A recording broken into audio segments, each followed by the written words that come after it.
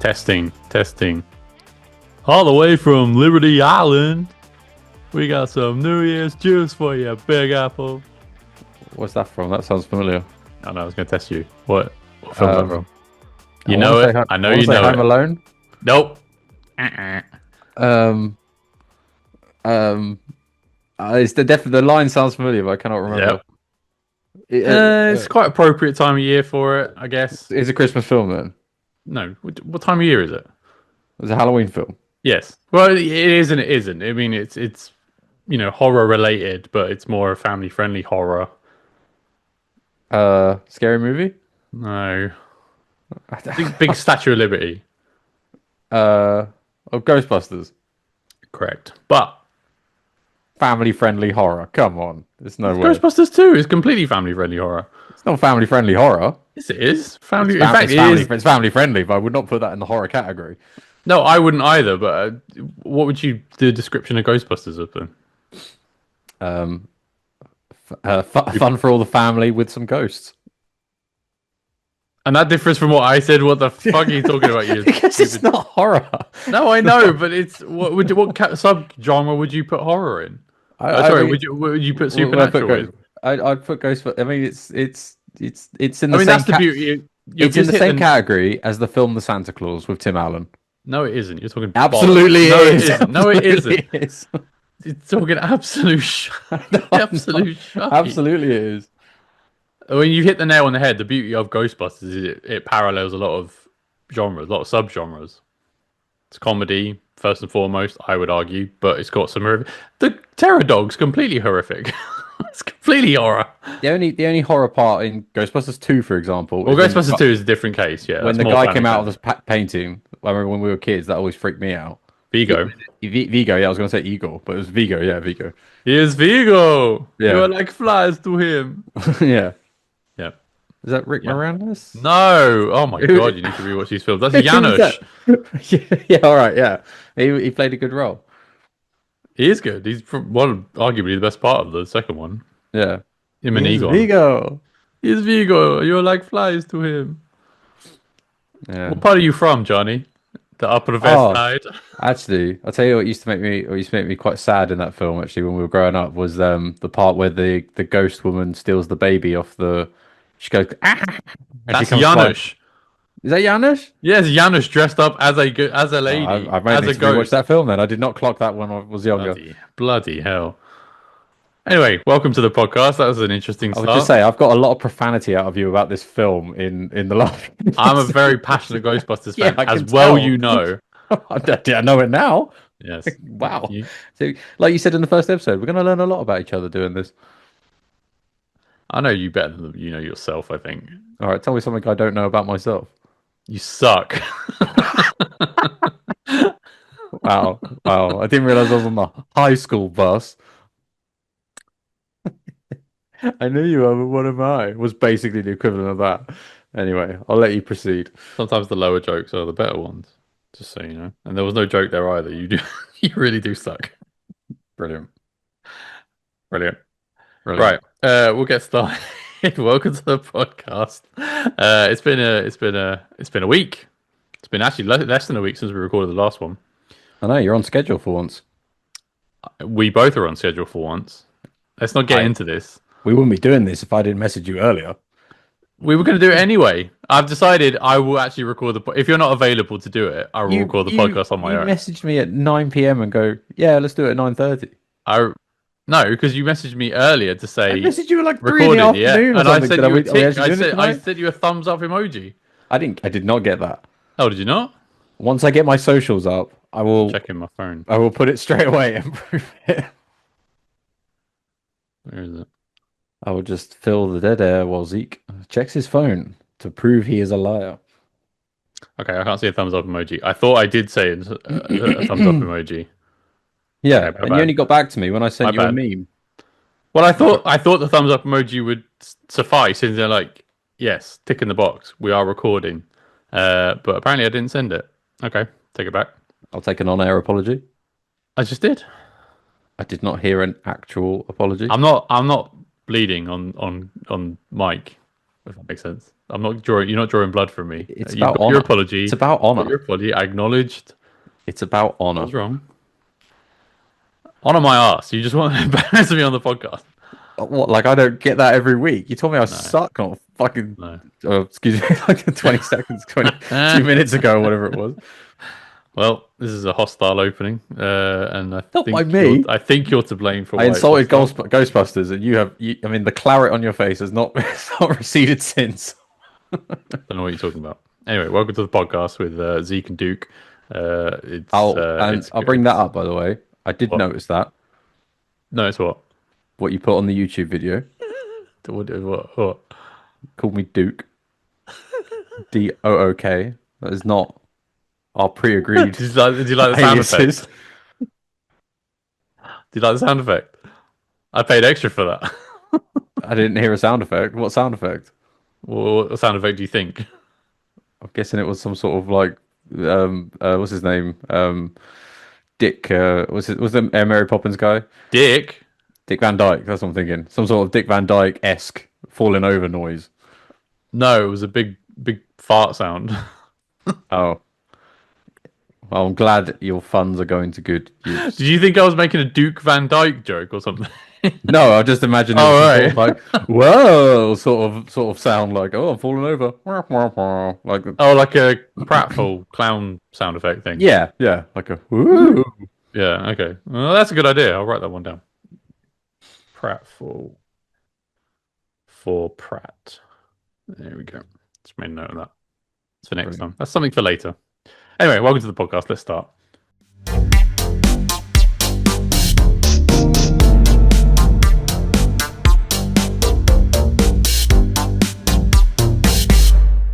Welcome back. Let's start with the news, but we're going to do things a bit reversed. Zook, bring a story to the table. Tell me, what's on your mind? What do you want to Well, discuss? I learned earlier that Jim Carrey was potentially in talks to star in the Jetsons movie. Hmm. Do you want my thoughts, or should you go with your thoughts? Because my thoughts, well, we'll go with You my go. thoughts. You go. Yeah, my thoughts are, I don't think it's a movie that's going to do very well. I think the Jetsons are past their sell by date in terms of relevancy. The future they thought would be there by now isn't here. So what? I don't know what you're bringing to the audience really. Could I see Jim Carrey in the role though? Yeah, I think he'd do an all right job at it. But do I think the film will sell? George Probably Jetson. not. Do Yeah, you remember the Jetsons? yeah, yeah. Yeah. I mean, I'm no expert on them, trust me, but I do remember the show, The Jetsons. I can see Jim Carrey in the role, but do I think the Yeah. film is worth making? No, not really. And I'm sorry to be cruel, but I don't think if there are any Jetsons fans out there, I apologize, but I don't think there's a massive market for it. I don't think there's going to be a lot of them still alive, if I'm honest, or listening to this podcast due to their age. So I think you're safe. Potentially ageist, but quite potentially. The cartoons from the 60s. What do you want me to say? Well, we knew about it. Because we watched Cartoon Network when we were younger and it was on. But yeah, Yeah, so that's true. I literally look, I like the Jetsons. I'm with you. I don't know who this film is going to be for if it gets made, and it's a big if. This is just a rumor. I think this has been leaked to try and gain some juice to get it like a go picture on it, so that it does get commissioned. The key point for me, I mean, look, there's 2 points. One, Jim Carrey is Jim Carrey. He's going to be Jim Carrey in that role. Yeah. There's no ambiguity around that. So whatever people think would be George Jetson, okay, I can relate it to something very similar actually. You know the Fantastic Four film, Yeah. First Steps. Pedro Pascal playing Reed Richards in a similar world, ironically, to the Jetsons. You know, futuristic 60s Yeah, I can styly. see that. Yeah. And that might be why this film is suddenly gaining some juice due to the fact that that film got made I with a would say similar that's aesthetic. a reach, but I see the It is a bit of a similarities, reach. sure. Yeah. But yeah, there might be like, well, you know, it's in vogue at the moment. People did really like the style of that film, so they'd be like, oh, you know, So what we're else getting is out there that? the Space Odyssey 2001 remake, Well, Space it's- Odyssey 2040 or something. Well, I think what film studios do. They latch on to anything that's potentially popular in order to make money. So, if something that went down well was the overt, unrealistic positivity of that film in that world, the future, the optimistic '60s sort of dream, which was one of the things people really liked about the Fantastic Four film, amongst its flaws, which it did have. But one of the things people did like was that world. Then I can see a world where studio bosses are like, "Oh, that might be a good idea." Another issue. So, well, what am I doing? Jim Carrey as George Jetson. on the fence about because I think he's just going to be Jim Carrey. He's not going to be George Yeah, Jetson. He's just going to be I Jim can Carrey I doing can weird see him things. doing an okay job at it though. Yeah, You it's know? him doing Dr. Robotnik Yeah, as exactly. That's what I keep thinking of him the doing Sonic film breakdancing as when I Dr. Robotnik. consider You ever this. It seen is the anyone Sonic ever seen film. Dr. Robotnik doing breakdancing and sort of weird comic? No, of course not. But that's Jim Carrey. You get him in. That's what he does. And the other thing is Colin Trevorrow apparently is the guy behind the Jetsons remake. I don't know much about this fella. You need to tell me He more. is the guy that made the terrible Jurassic World films, Okay, I watched the first one with Chris Pratt, and I never watched any which more. is the best one of the three. Okay, Second one is absolute dog shit, and the third one is pretty boring, pointless, and pretty nonsensical as well. The thing I'll give the third one is that it actually has dinosaurs in it, some of the ones you'd want to see as well. But they bring back the old favorites as well. You know, Alan Grant, Ellie Sadler, and Ian Malcolm. I thought you were going to say the old favorites, like they brought back the old dinosaurs. But they brought back them back as well. Remember They're the in T it. Rex from Yeah, they're. 1995? I mean, He's they're there. in it. Yeah, but that's what those films do. They celebrate the nostalgia of Jurassic Park, but Yeah. not whilst not making a good Jurassic Park film. They throw all the nostalgia at you. That's what it does. But I think the second one is probably the worst one. It goes second, third, then the first one. You know, where the theme park's open, Yeah. and all three of them are low bars because they're terrible films. See, I get a different perspective from the media, having not watched them, right? So I've got your perspective. Whenever I hear about the Jurassic World films, because obviously I'm only reading about them, it tends to be a lot of Chris Pratt is like the franchise man. He will always carry a franchise and Pretty make it much. successful and all the rest of it. But you're basically saying that they're not actually that good. No, I think it's universally accepted as well. It's not just the Zeke's takes. It's universally accepted that those films are pretty poor. And Colin Trevorrow is the mastermind behind them, so he's to blame.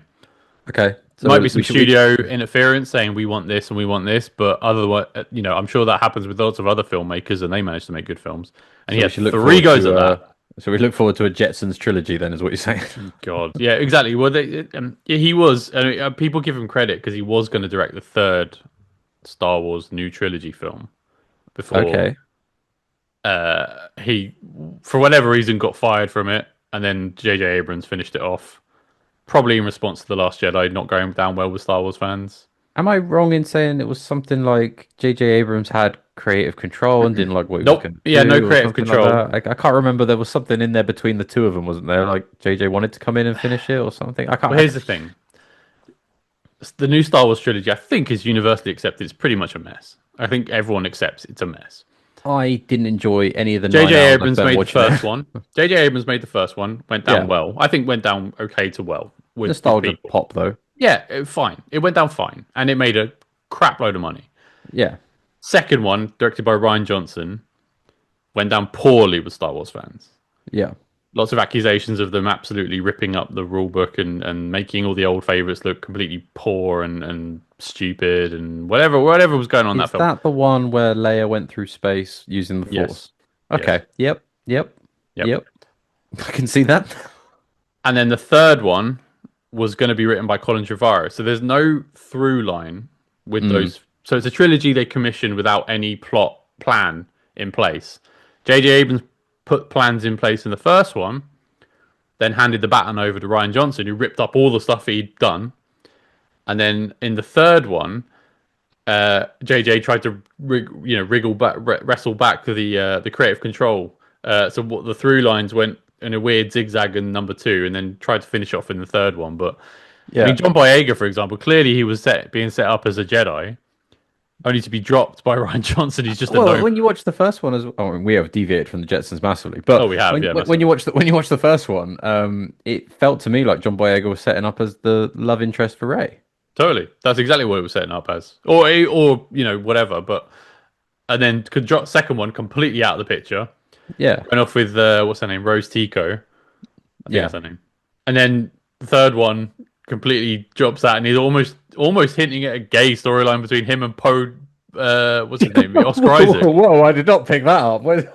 They do. They hint at some sort of like romance thing. Oh, well, I do not remember that, and I won't watch them again, so I have to take your word at it. But I do not remember that. It's very weird. I only remember the third one really for the somehow Palpatine returned.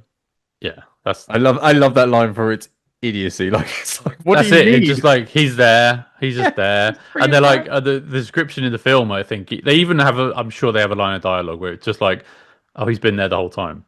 Or it's Yeah, just like something he's like just that. been on Yeah, this random yeah. planet the whole time, and he creates clones of himself once in a generation. Sends a Clones of clone out to take himself over the and universe again, and then somehow built. when that one gets killed and rebelled against, he creates another clone, sends him out into the world, and you're like, "What the hell?" Just Yeah, complete, because well, that completely goes against Palpatine's it logic. completely I mean, undercuts all of yeah, the lore up to that point. It yeah. completely undercuts the sacrifice that Darth Vader made in Return of the Jedi. Anyway, whatever. Didn't start as a Star Wars discussion, but No, but it's Jetsons weird. not up for it. But if Jim Carrey gets the role, then fair enough. That's That where was we went because I pretty said much my Colin. assumption there. That was all I was bringing up, really. Yeah, I remember where the tangent came now. Colin Trevorrow was going to direct that last film.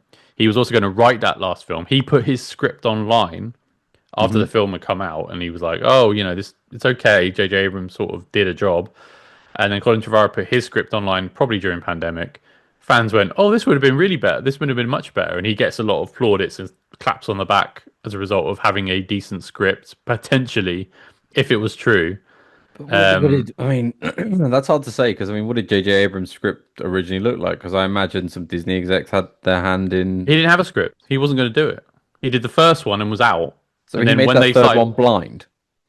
he made the third one because he did them a favor. He came back Yeah, but it must have to been do a them a script, is favor. what I mean. Like, Yeah, there was a script. There was a script. Probably patches of Trevorrow's script were used, but mm, ultimately, J.J. Abrams circled back to what he was going to do, or sorry, what he wanted to do, and what he had set up. So, the second one, Snook got killed off in the second one by Ryan Johnson. yeah. Was that big? The one played Yeah, by the weird CGI looking thing that did weird not look CGI. good. Yeah, yeah. General Grievous 20 years ago looked better than that guy. A lot of the effects 20 years ago look better than the ones in the Yeah, new trilogy.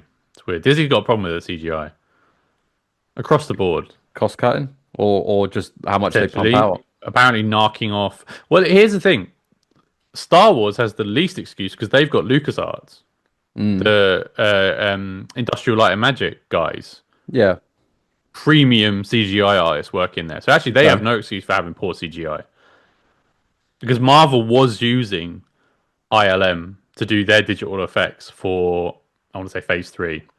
No one had a Mm, complaint about the CGI in Phase 3. Only Phase 4 and 5 where it's become an issue because they've been outsourcing it.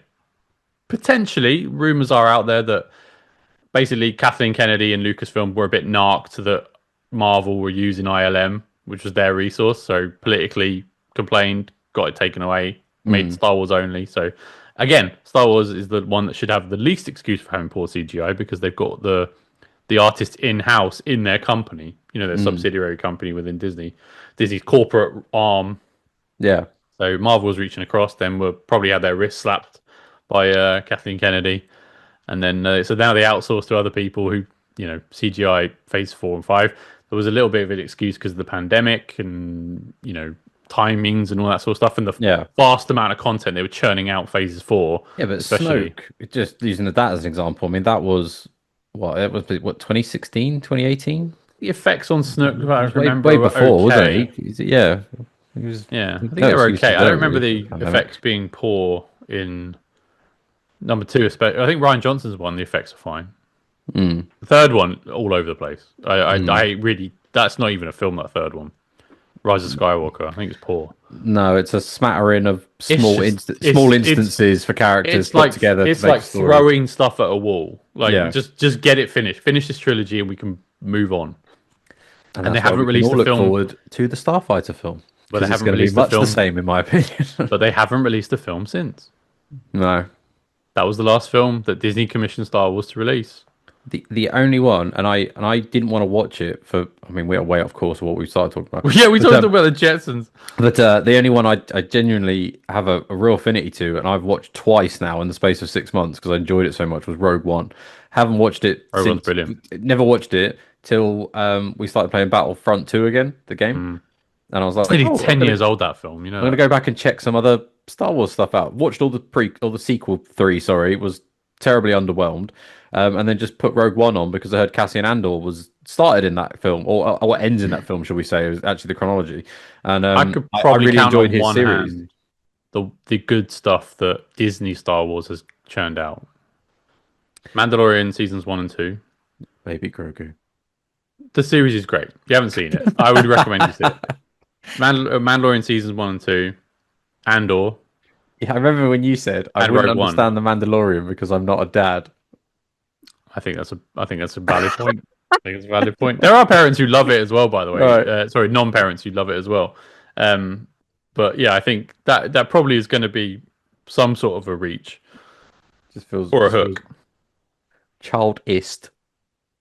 It's not childish. Childist, yes. That's like no. That's like you saying that. Oh, by the way, this pet program, you're not going to get it because you're not a pet owner. But I wouldn't say that. But if I say it's fine, and I'm you'd be not like, yeah, elitist like you. it's not elitism. It's Yeah, fact. I'm in a special dad club, so you wouldn't understand certain programs. That's not what I said verbatim. I said because you couldn't understand why I like the Mandalorian even though you hadn't seen it. So my point was maybe being a parent is one of the latches. I don't know. It was a question more than an answer Yeah. for context. But back on point. Yeah, back on point. Jetsons, Jim That's the Carrey. Jetsons anyway. Yeah, Yeah. I don't know yeah. how we Probably. write the synopsis for this podcast when most of Oh that God, conversation yeah. was There's a written lot of about Star editing. Wars. I'll put it on YouTube, and I like to put pictures alongside whatever we're talking about. So that's going to be a job. But yeah. For summarize, I think Jetsons You took us in that probably. direction, to be fair. I know we're going tangent, but That wasn't yeah. me. In other news, uh, Paramount Warner Brothers drama, which I think you're semi interested in. Certainly, there's a sub point that you may be interested in. I'm loosely abreast. So apparently, Paramount put a bid in for Warner Brothers over the weekend. It has been Oh, rejected really? subsequently by Warner Brothers.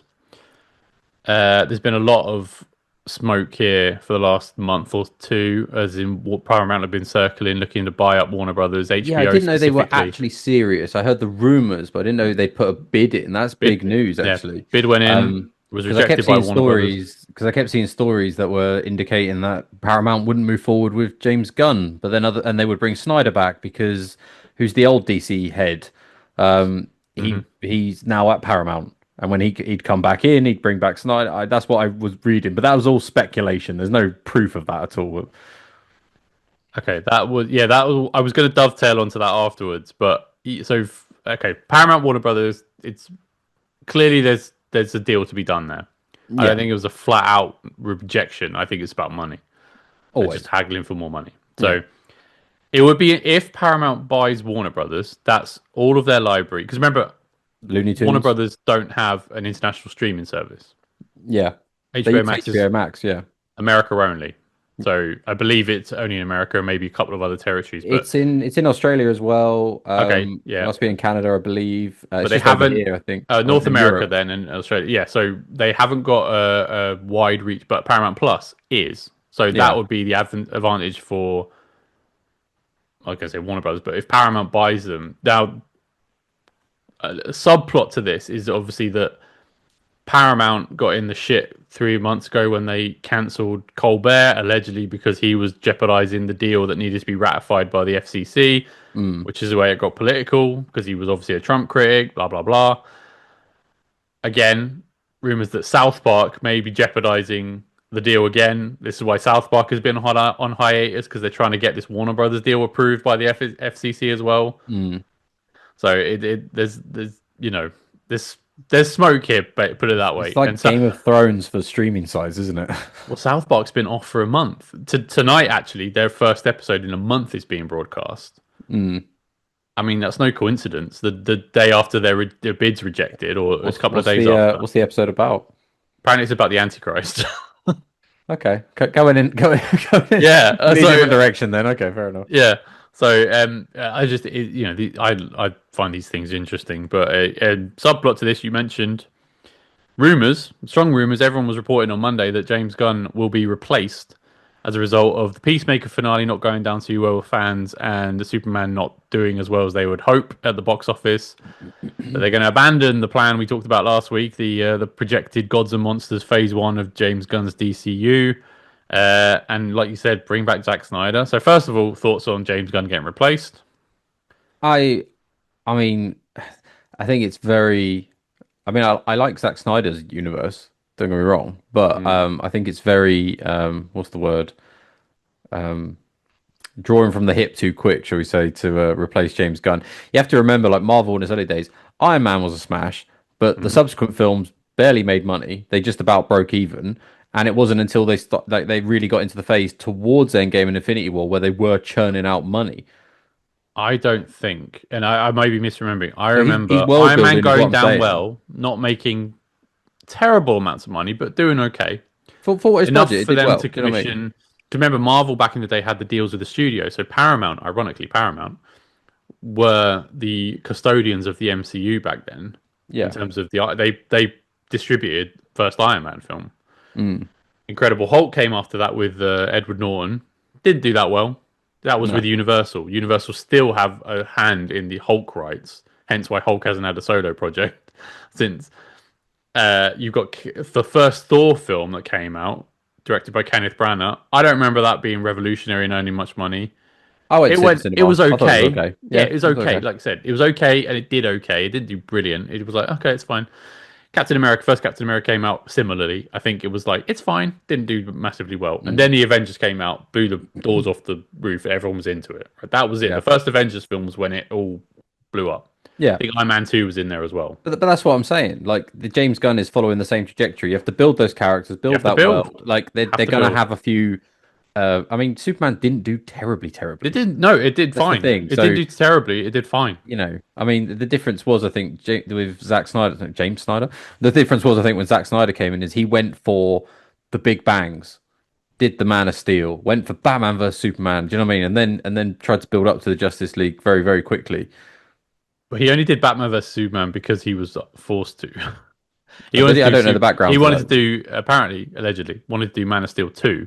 That's what he pitched to the studio. Studio wanted Batman in there, so it was Batman vs Superman came. Okay. So Um, I mean, I love Man of Steel. I'd have been interested in what that Man of sequel Steel's would look great. like. I honestly one of the success stories. Dovetailing to that, I mean, the thought of them at this point. I mean, with James Gunn's productions in, like they're filming Clayface, random one. Supergirl's already done. I like the direction James Gunn's going in. I don't think Yeah. it's time to change. I mean, You and know what this also is? You know what this stinks of? They're looking online. nepotism. No, they're looking online. What, they're just looking at Mm, people's they're looking Twitters. at tweets. They're looking at tweets. And how you can run a business looking at Twitter, I do not know. There's an element of me that thinks, fine, you've got to know your audience, and your audience is speaking, but Twitter doesn't represent the world. It does not represent the world. It, No, I it mean, there's people like, I mean, most people I feel are like us, and they don't necessarily put their opinions online. I think it's a small subsect of people that do that. Like I said, go online, broadcast their opinion, especially about something so nebulous and stupid as film criticism. You go, it's Mm. fine. Like it's entertainment at the end of the day. It's not supposed to be taken super serious. But if they're looking at some of the really angry responses that Peacemaker finale went, because there was, I saw them online as well on my Twitter. I haven't watched it yet, but I bet I watch it, and I think it's good. I bet it's fine. I Yeah, bet it's fine. I Like don't, nothing. every I clip I've saw. seen, everything I've heard, I just think I'd watch that. It sounds interesting. There's an element of it's probably the truth is probably again this is from two people who haven't seen the finale by the way. Mm. The truth is probably like it was fine. It probably didn't stick the landing, the finale, which is not the worst crime in the world. It's fine. Not unless it's an the total finale of a season, but there's more Peacemaker to come. I'm betting. So I haven't if it seen didn't, spoilers because I don't want to. I want to watch it, so I haven't seen. So I don't know what happens, but apparently it was really disappointing. So they're I have saying. no idea But how it ends. I've just seen bits and bobs throughout the series on I heard TikTok something like they mostly. tried. They teased. James Gunn himself, sorry, teased a big uh cameo or something happened in the finale and it didn't happen, and that's why people were disappointed. Again, apparently the season delves into politics with like a alternate Nazi world or something, and they're trying to relay that to Yeah, current modern day politics. And then yeah, so there's some sort of anti-gun backlash as a result of some of the decisions he's made creatively. Blah blah blah blah blah. Again, politics and entertainment. Just stop it. Just stop it now. I get yeah, the inspirational side, like having an alternate world where the Nazis won and stuff. Like, that's interesting, and you could probably mold that creatively. And I would argue maybe that's what he did. But whether it was on the nose and going like, oh, there's a big orange man who's in charge of the Nazi party now, blah blah blah. I don't know, but Yeah. that's Yeah. I can imagine in a worst case scenario that's probably what it is. But if that's the case, you go, okay, fine. Even then, though, did But it? don't you just Like you roll say, your that. eyes rather than just get this guy Yeah. fired, sort of thing? Like light your pitchforks and torches and I rubbish. am bored of politics in my shows, though. Stop trying to make points. Just be entertaining. Enough. Just tell a Just story. enough. I always remember South Park writers talking about how they make good stories, and it's not an and then, it's a because. I Do you know think what I that's mean? what. Yeah, no, This I thing totally agree happens, with and you. then because of that, this thing then happens. Like it just goes on rather than, okay, this thing happens, and then this thing happens, and then this thing happens. It's no, it leads on to it because of this thing that happened before. And you don't always get that in a lot of shows these days. It just I does don't seem very, mind so actually, I advocate and enjoy satirical humor a lot. yeah, I yeah, like yeah. satiricism. That sounds right. Um, I don't think it's right. but if it's pointed and biased, I don't like that. That's the Yeah, difference. If yeah. it's like something where you go, what the late night comedians used to be, we're gonna Both make fun of both sides are everybody. stupid. We're Yeah, gonna make fun of everybody. Great. Go nuts, and that's what South Park actually used to be as well. To just be like, we're yeah, just gonna rip everybody, and that's sort of how they would get away with what they got away with because we're ripping everything and everyone. No one's not a target, and blah blah blah. Joyous. That's the world you want to live in. Now it's like we only can attack that side because that's what we believe in, and then we want people to we want to convert hearts and minds to our point of view through entertainment. And oh, guess what? We're going to coerce IPs as well, so that more people have eyeballs on our agenda, and blah blah blah. And it goes on from there, and it just becomes this yeah, yeah. toxic spiral which we're living in now. It's been going on for at least 10 years, maybe longer. I mean, social media is really to blame, but at the same time, you go, oh, just enough. Just please, just make stuff. That's what I guess was refreshing about Ed Gein. There was a political angle slightly, but it was mainly focused on pop culture.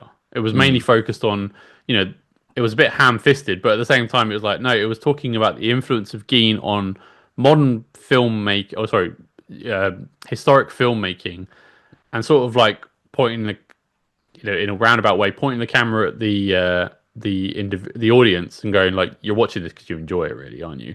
And yeah. that's so there wasn't really a political angle to that show, and that's sort of mainly why I enjoyed it as much as I did. For the most part, I mean, we'll get into it a bit later, maybe because I actually finished it, but Good. it's yes, We'll talk about that. I think you yeah, we'll have talk thoughts about like that. I did. Yeah, I did. Yeah, yeah. But for the most part, it was not political. So I think that's what I enjoyed the most about it. Is like, oh, it's refreshing to see a show that's not going, "Hey, aren't the right awful?" Rah rah rah rah rah. Mm. No, I just bored of the politics. I just don't need it in the shows anymore. Yeah. But Uh, either way, though, I think Peacemaker's probably fine. I think it's a bit, um, I'd say a bit drawn from the hip too quick to fire James Gunn, if anything. And plus, these are all rumors, so maybe it's the internet trying to propel something into life that's not even being considered until it gains traction. Do you know what I mean? the Snyder fans are relentless. Oh, they have been. I mean, So that's my they point. got the recut made, which fair play to him is a brilliant recut. But I They think got their way. I This personally is think he's had his time. I don't think he needs to come yes. back. This is activism in totality. If you ever want to know what activists are like, they got what they wish. They got what they wanted. They That's not got the enough. Snyder cut, and it's not enough. They It's not want enough. more and Want more more. and more. And it's just like, okay, you got your Snyder cut, which by the way was really good. Yeah, Yeah, the but the Snyder cut was a good. proof's in It the was good. pudding though. When he gets given like near massive budgets and He's a got free given reign on like Netflix, and he 400 makes million to some make terrible Rebel Moon or whatever the terrible fuck it's movies on called. Netflix. Yeah, Day of the Dead or whatever that Army of the Dead. What was it called? The I didn't something mind that Dead. The film. the heist Yeah, film in the Las yeah, Vegas. I didn't Yeah, mind that. But the Rebel Moon it's one, fine, I put but the first half an hour on and I turned it off. I was like, I can't get into this. I don't know what the characters are doing. It just didn't grab me. And I'm not saying he wouldn't have some success if he did take back over DC, but move on. The time's there. That James Gunn is building something. We've spoken through those projects last week, right? yeah. uh, for you a mixed bag, but for me a lot of them were exciting. I mean, the main thing I'm excited for is actually not necessarily a James Gunn one, but he would have green lighted, which is Clayface out of that. I know you're still a bit mixed on that, but like a What horror the hell that Clayface film's gonna film. be? Yeah. I watched the Penguin series and I wish you'd finish it too because it was Mm, brilliant. And I'm on board with what they're going to possibly do with that Clayface series. Plus, mm, I like the cast as well. mm, But he's building something here. There's no point in changing so soon. No point mm. whatsoever. I think you know Yeah, where the I unfair one think it's again when Josh required. Whedon took over the Justice League. Yeah, that one will. That's the result. Honestly, that's the result. Yeah. You get a half started project taken over by somebody else who then comes in and slaps a bit of color on it and changes the characters. But they've already done this. They had Snyder, they fired him after his daughter committed suicide, by the way. Yeah, Fired yeah, him, terrible. got Joss Whedon in to finish it. Then they hand the baton over eventually. Sorry, then they hand the baton over to individual filmmakers who made films such as Blue Beetle, such as The Flash, such as Shazam. Wonder Woman 84. Yeah, completely in, technically in Zack Snyder's universe, but obviously Zack Snyder wasn't around anymore, so it was just a continue. It was like a It was a mess. unedifying sort of Yeah. mess.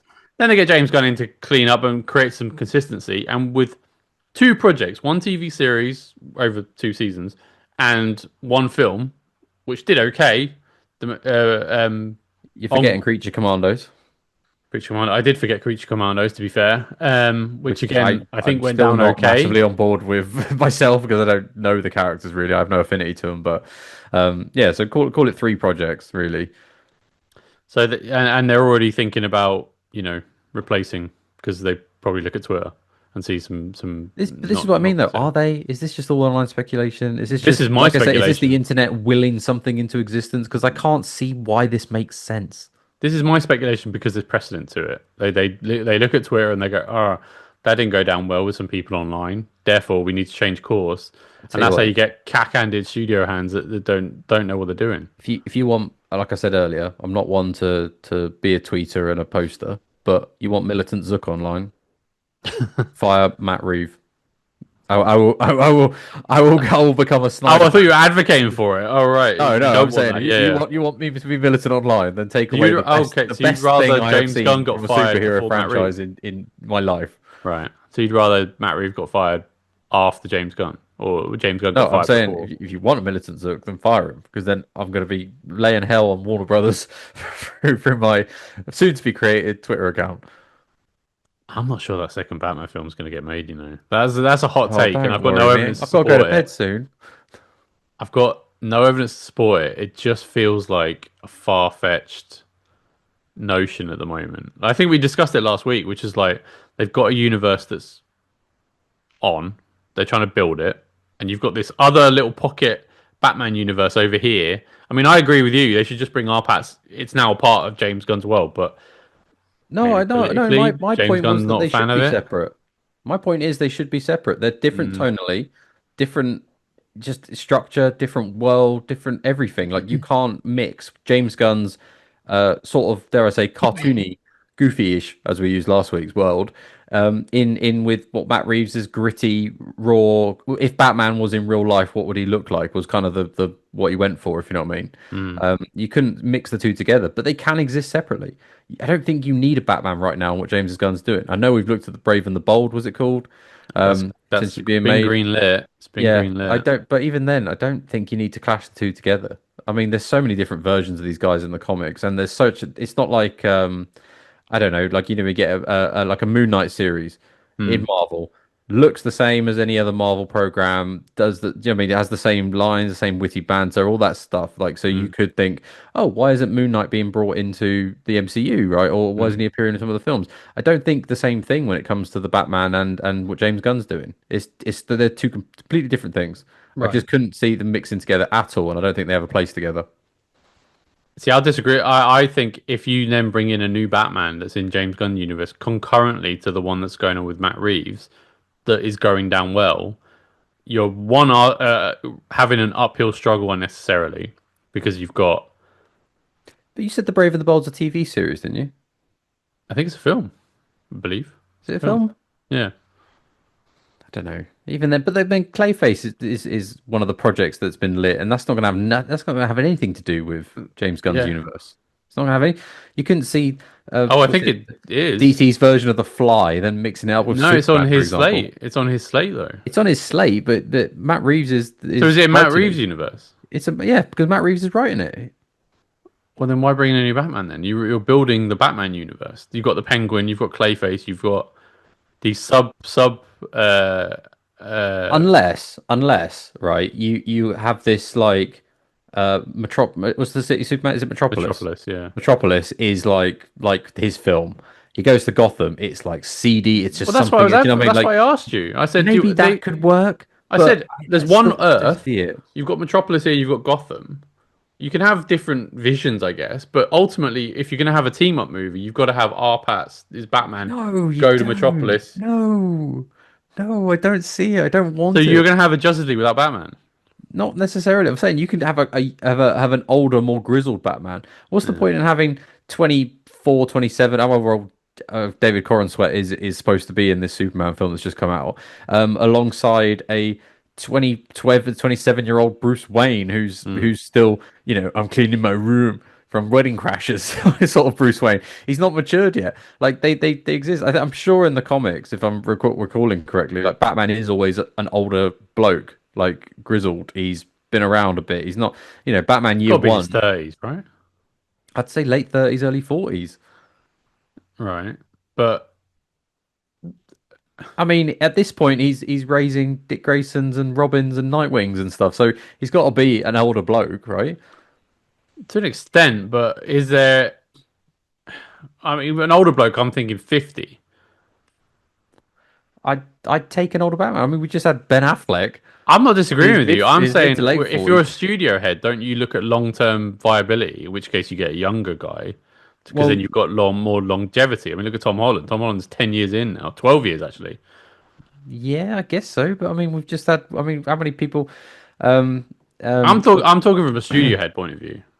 yeah, but I mean, I get what you're saying, but I just don't think a young Batman works in what James Gunn's trying to do. You can't have everybody I'm not kooky saying and you get a goofy. younger Batman either. I'm not advocating for that. I'm I saying mean, what's you've got to have a the Batman in his universe, yeah, though. but the guy, what's his name, the Green Lantern. Yeah. He's older. He can't have many legs in him. He's playing a goofyish character where they can use CGI to mask some of his Yeah. maybe physical deficiencies at this age. I don't know. Mm. Sorry to be offensive to the actor, but Nathan Fillion. there's nothing against hiring older. I mean, Michael Keaton I'm not saying returned there is last anything year, about higher and older. I'm and I saying, tell you what, I was thinking this the other day actually because I was reflecting on our conversation. yeah, Bringing Michael Keaton in as older yeah. Batman may But work. that wasn't a long-term play. No, but that's the type of Batman I think this world needs. Hmm. I mean, they had that and they pissed it. I mean, I mean, if he is 27-year-old Batman, how old's Robin? I'm with you. If you're Is gonna he do 9? like, You know what I mean? Is he isn't 9? Robin supposed to be young? You're Is he gonna supposed have to to be have a him young ward? if you've got a young Batman, is what I'm saying. You couldn't have two guys who could be roommates at college. No, One's a father I'm not figure to the other. advocating. I'm not advocating for that. In fact, I wouldn't want to see that because I think that's silly. But yeah, if you've got, isn't Robin supposed to be a young guy and Batman is supposed to be, you know, Yeah, late 30s, older. early 40s? Yeah, Yeah, yeah, late 30s, like you early said. 40s. Yeah, Yeah, that's like you how said. I've always pictured Batman. But You you've know. got Arpats already doing Batman, Yeah, who's but I don't. probably that same. He's got to be that same age, right? I really struggle why it's hard to keep them separate. I don't get it. But it's not the fact they're separate; it's the fact there's two of them. That's the issue. But how big an impact does Batman have to get? I don't see. Well, he's a pretty Well, big hang on. deal. Let's be real about this, right? We're taking it from the stance of Arpats is 39. we're taking it from the stance, right? Where you've just said we're building towards a Justice League. Yeah. I don't see that at the moment. Has he got that on the docket? Has Isn't he? that what he's building Because I don't to? see that at the moment. Yeah, but I we don't know see that's any where it's going to signs that end they're up. building That if towards the Justice League. Yeah, but I if see all him goes building well, you know towards a that is in its future. yeah. But how long is it going to take Matt Reeves to make his double or trilogy films? Well, I wouldn't do it. If it was me, if I was studio head, and this probably won't be a popular move, I would not make a sequel to that Matt Reeves. I go all in on James Gunn, or you go all in on Matt Reeves. You I'd don't go all in have on Matt one or Reeves the out other. of the two. I'll be honest. I know you're There the you other go. way around, but I think that is a No, no, more I'm saying accurate. you do one or the other. You don't have a Batman in James Gunn universe then, because I think to audiences, and I'm not talking about me and you, I I'm agree with talking that about too. I don't think general you need it. audiences going, "Oh, there's two Batman films and they're completely different and they're unrelated. It's weird. But I mean, if I'm right, and I'm no comic DC expert, but I'm sure, isn't it in the 90s and early 2000s they got Yeah. really weird with We're alternate not people. talking They would comics. We're talking No, no, we are films. talking film, but I mean in terms of the way things are in the comics, isn't I'm it? with Like you. You can get away with that one person multi-continuity dies and stuff another on comes in from comics. another universe all the time. I know, but we know multiverse films. And there's the Audiences are robot chicken scene, isn't there, with Batman? He goes, "I'm sick of going to all these funerals. You just replace each other in a week." exactly. We know audiences are gone off multiverses wholesale. Right? They're done with it. Yeah, Doesn't yeah, because we've seen so much of it over the last few it was about years. 5 years. It was just everything. Exactly. Everything had it in it. Everything references multiverse. It's all very in vogue. Now you've got to the point where you go, okay, so if you're really going to do it and you're going to put multiple, so yeah, I mean, it's just it doesn't no, it just doesn't work. You've got to have one or the other. Yeah, I agree, but I don't think what James Gunn's doing needs a Batman just yet. Well, there's 5 years, maybe. there's no argument to say that James Gunn has to be goofy when it comes to Batman. So he can use Matt Reeves' Batman and respect the tone that's come Can before it. you? Okay, tell me something James Gunn has done that I'm with you, but hasn't been if you're goofy a and good character driven. but then that shows a lack of skill on his part of being a filmmaker. But I disagree. Watch Guardians 3. There's darkness in there. He can do that tone. I would advocate for James Gunn being able to do that tone. Doesn't have to be goofy all the time. I can't see him being able to do that tone at all. I've never seen anything. Even in Guardians 3, it's still Marvel look, Marvel tone. The Guardians are still having that banter in the background. And that is not the same tone either as like a gritty, raw, punch you in the face type universe that Matt Reeves kind of had. Just because he hasn't done it doesn't mean you can't do it. Why Anyway, wouldn't it my though? point was about multiverse. There is no circumstantial evidence to support two people playing the same character concurrently on different films or TV projects and it working. There's no evidence to support it. There's no evidence to contradict it. But I Yeah, think well, my that was my gut next would be point. Was that where's the yeah, evidence to contradict it? my gut would be that would be a common complaint. They'd be like, wait, it's I got mean, nothing to do. didn't We've the seen the MCU struggle wasn't with the Flash continuity series issues. more popular than like what's his name, Barry Allen? The Ezra Miller, you mean? Ezra Miller, that's it. Yeah, wasn't the Flash series going on whilst that was happening? Yeah, and So people wanted the yeah, one the from the TV TV show Flash. to play the Yeah, one in the film. Yeah. yeah. Marvel have had problems with continuity when there's a requirement to watch the TV programs to know what's going on in the films, and audiences have been confused. Suddenly, Wanda's a villain, which, by the way, if you watch the TV show, it still doesn't make sense because she wasn't a villain in the show. Hmm. I don't know. This conversation makes me sad. I've been looking forward to Matt I Reeves' sequels.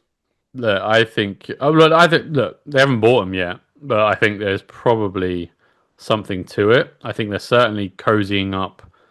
I mean, Skydance, who own Paramount now, very, very, very in leagues with the government in America.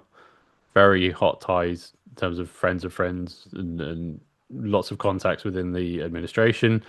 I think if there's, yeah, I think if Warner Brothers are willing to sell, they're going to get them, and they're going to get the approval from the FCC. So, Oh, it'll we, happen. You're talking about dangling money in front of shareholders. If there's bids there to make money to be made, it'll happen. yeah.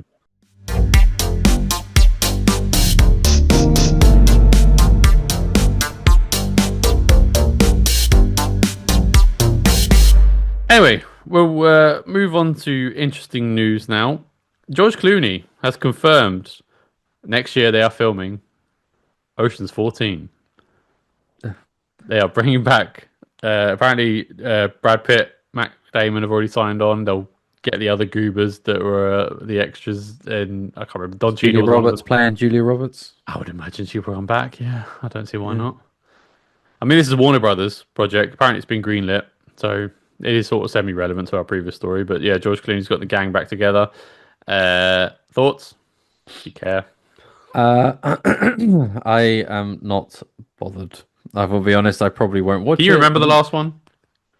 Um, is it when they played themselves in various parts, like Julia Roberts played Julia Roberts? No, that's that's number 12. That's number Ocean's 12. Okay. No, I mean, when you first, I hadn't heard this by the way. So when you first said it, again, big American Dad fan myself. Do you remember the episode where Stan's talking to Snot, and he says, "I reckon they'll go to 17." And he goes, and Snot Mm, goes, "17?" And he goes, "Yeah, if those guys can enjoy getting on together, there's no stopping them." And yeah, that's what I thought of straight away. It's like they're just going to keep churning it out. My other thought was straight away, um, again, it's an example of a studio looking for an old IP to try and make that's squeeze some exactly money what out this of, is. and not really have any originality, no reason to make it at all. It's just what worked in the past. What more can we do? You know. Hmm. Um, so yeah, I'm not. I couldn't say this has interested me massively, No, okay, well, yeah, I'm sort of there with you as well. and I I feel think this so is. negative today. But I've been bummed out by that previous conversation. No, Um, I think I'm sort of with you. I thought this is okay. It's one of those news you read, you go, oh, all right, okay, what's next? I mean, they're all old now.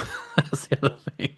I imagine that'll be the plot line. They're like, we're too old for this shit, and they go and do a heist in probably Vegas again because yeah, this is where but they're I going to mean, do. This is a nostalgia pop. I don't I remember the just Oceans being like massively successful films. no, They it was did all like right, and they indie sort of had watching. the cultural zeitgeist for a bit. Number And 11, honestly, number 11. I keep talking about. I just had that nostalgia pop with the Apple TV film that George Clooney and Brad Pitt did together called Wolves, Hmm. which I'm not sure if you're aware of or saw, but I they were like hitmen cleanup no. crews. I saw the trailer, and I know it's by the guy who did the recent Spider-Man trilogy. Okay. It's the Yeah, first and I watched him. like I say, that was the nostalgia pop because it was basically just an Ocean's film Mm. with a different role, not Robin, the cleaning up bodies and stuff, but um yeah, it's that's all you need for those kind of nostalgia pops. Like at least it Mm. was a new idea, but just dragging this back out again, I don't know. It will make money, I think. That's the thing. I don't know if people will Maybe. see it necessarily, but a date night film, I can see people thinking, "Let's go see Ocean's Well, 14." it's got the cast list, and it'll probably have some sort of reliability built in because they're like, oh, they're fine. They're like entertaining sort of romps. Those Mm, films, if you go to the cinema to see. I mean, yeah, I mean the argument about audiences being very careful with their money now. They sort of want to know what they're going to see. So an Ocean's film, you know exactly what film that's going to be when you go see mm. it. They'll win the day in the end.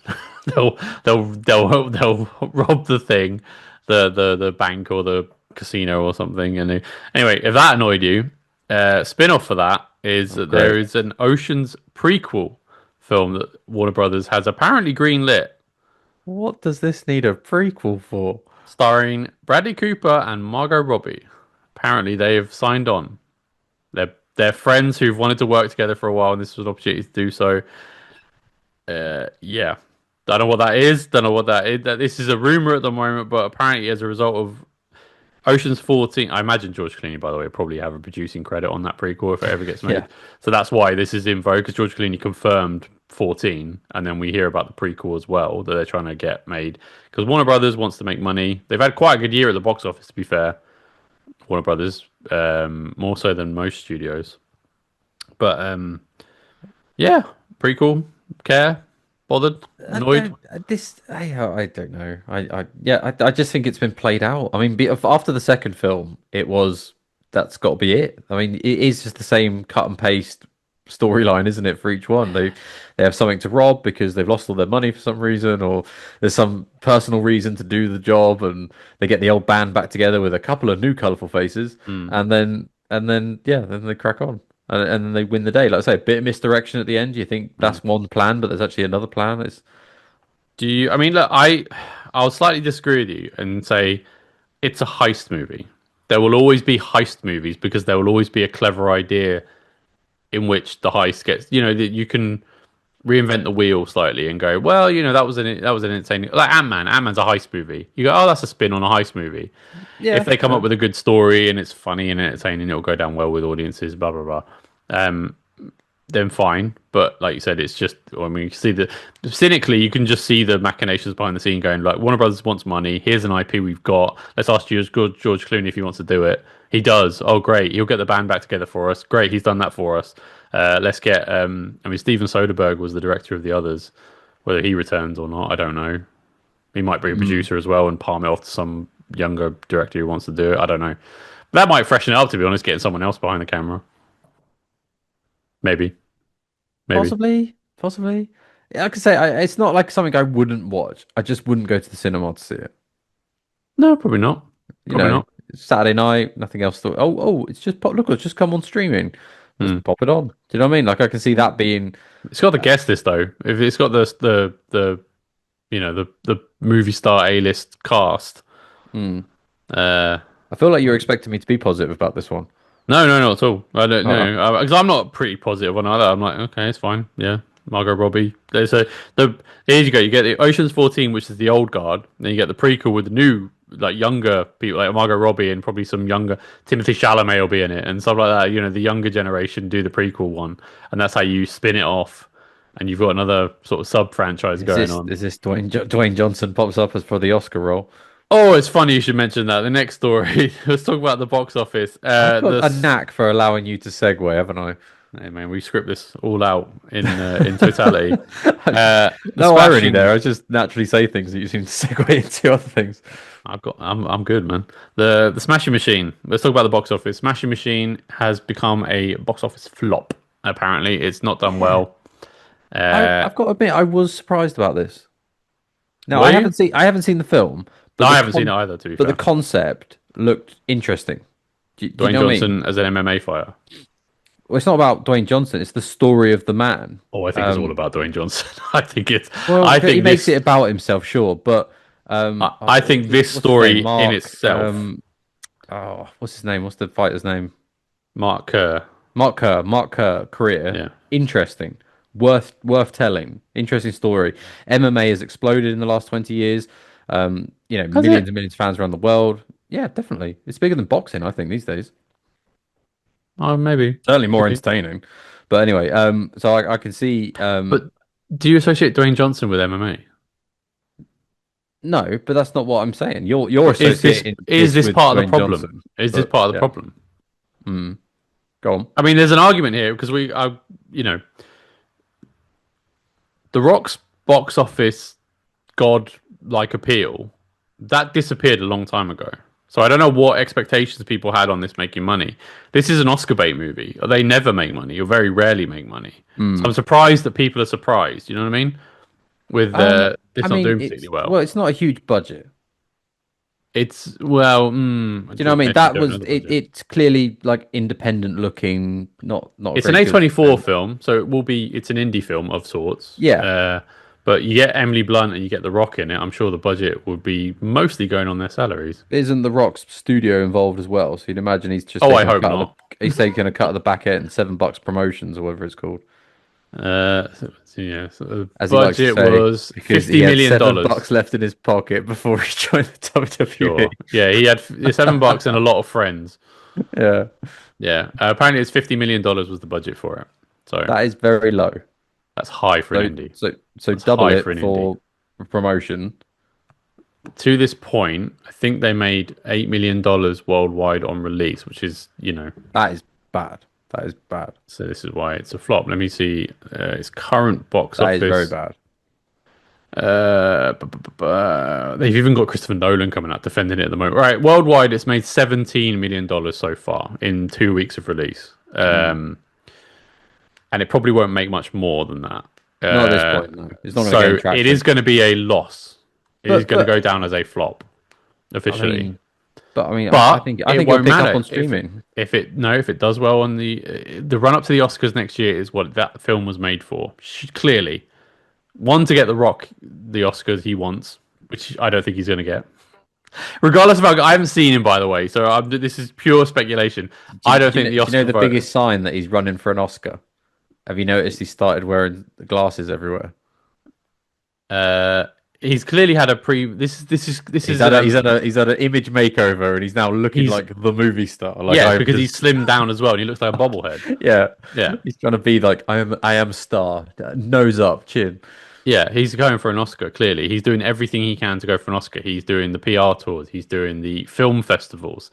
He's doing Fashion shows. fashion shows. He's going to be doing more come the Oscars as well to get that vote. Because remember, as good We as don't mean on the films are, catwalk, by the way. He's just showing up and let's say walking the carpet. exactly, as good as films are, and as good as whatever the performances are, blah, blah, blah, Oscars are political. It is a campaign. It's a campaign run by the studios and certain outlets that will run their Yeah, campaigns isn't for that them. how Harvey It is- Weinstein got so many? It was because he held so much power. 100%, exactly that. Yeah. So it is a political, it is a scratch my back, scratch yours sort of deal. It Mm. always has been with Hollywood, seemingly. But and I'm not speaking from a point of expertise. I'm just seeing what you can't help but see. Like I said, how Harvey Weinstein, he got in a position of power and was able to wield Oscars here, there, and everywhere for random performances that didn't warrant them potentially, because he held so much power with the power corridors of Hollywood. Mm. So this is the circles that the Rock. I mean, he shows up at every Oscars.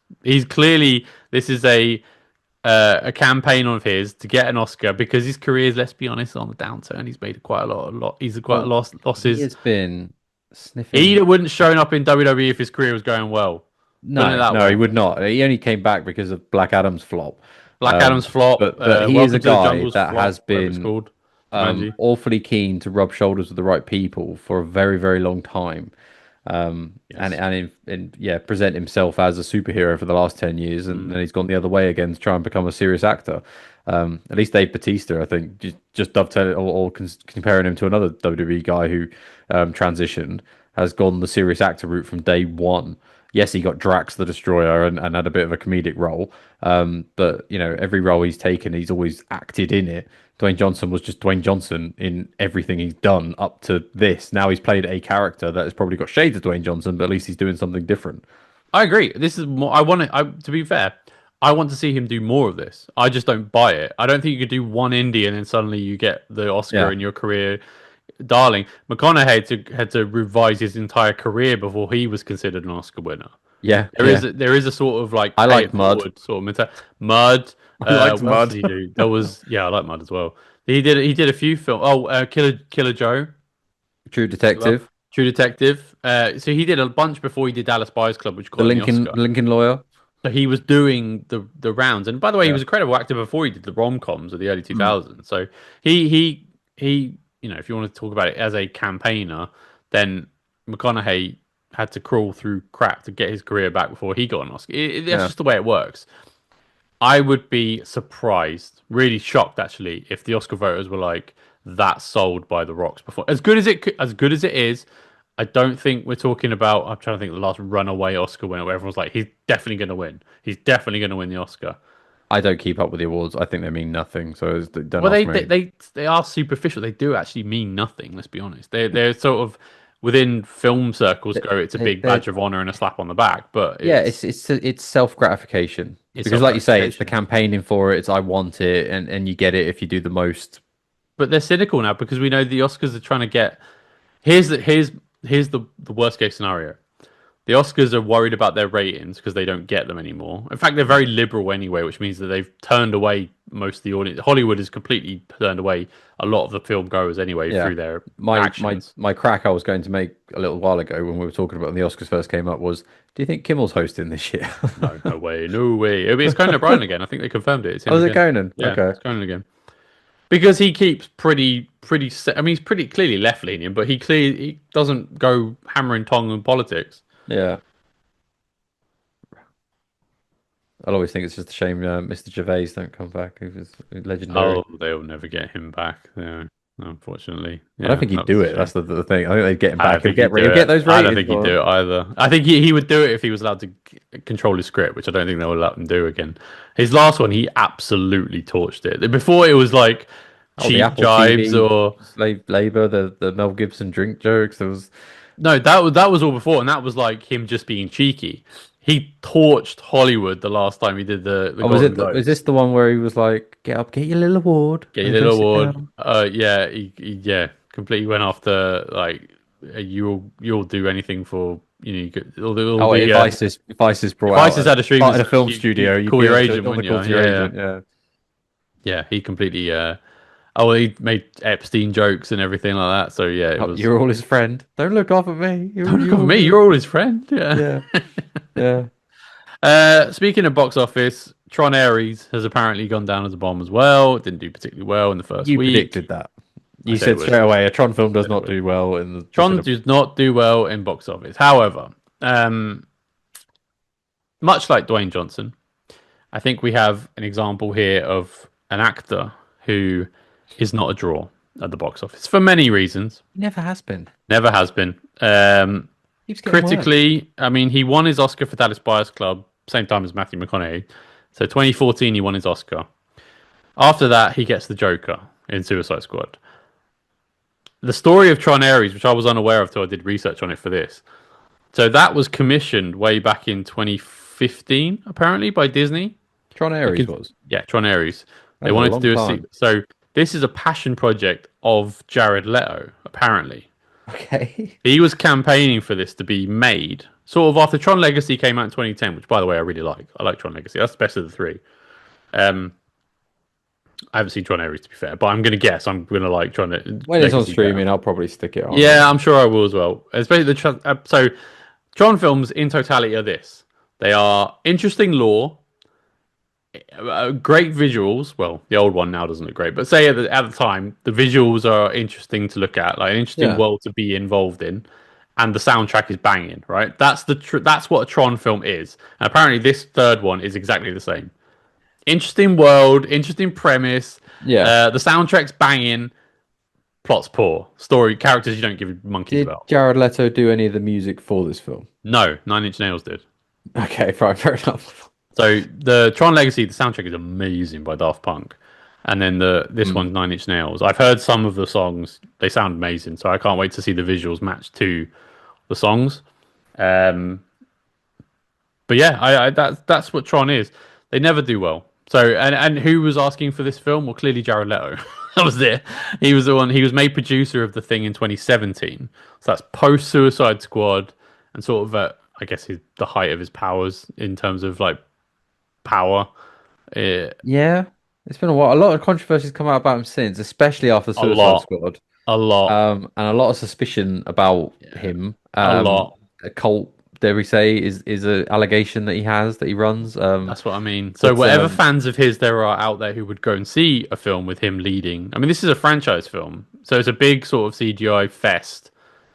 Um, which is to what I see. said is why you'd normally put a Tron on, and but I said straight away I wouldn't pay to see it, and especially I was surprised Disney went with Jared Leto as a lead. 'Cause I I don't think think he's it's, marketable. I don't but I think think they put him as the he's as big a lead. star as he thinks he is. I don't see it.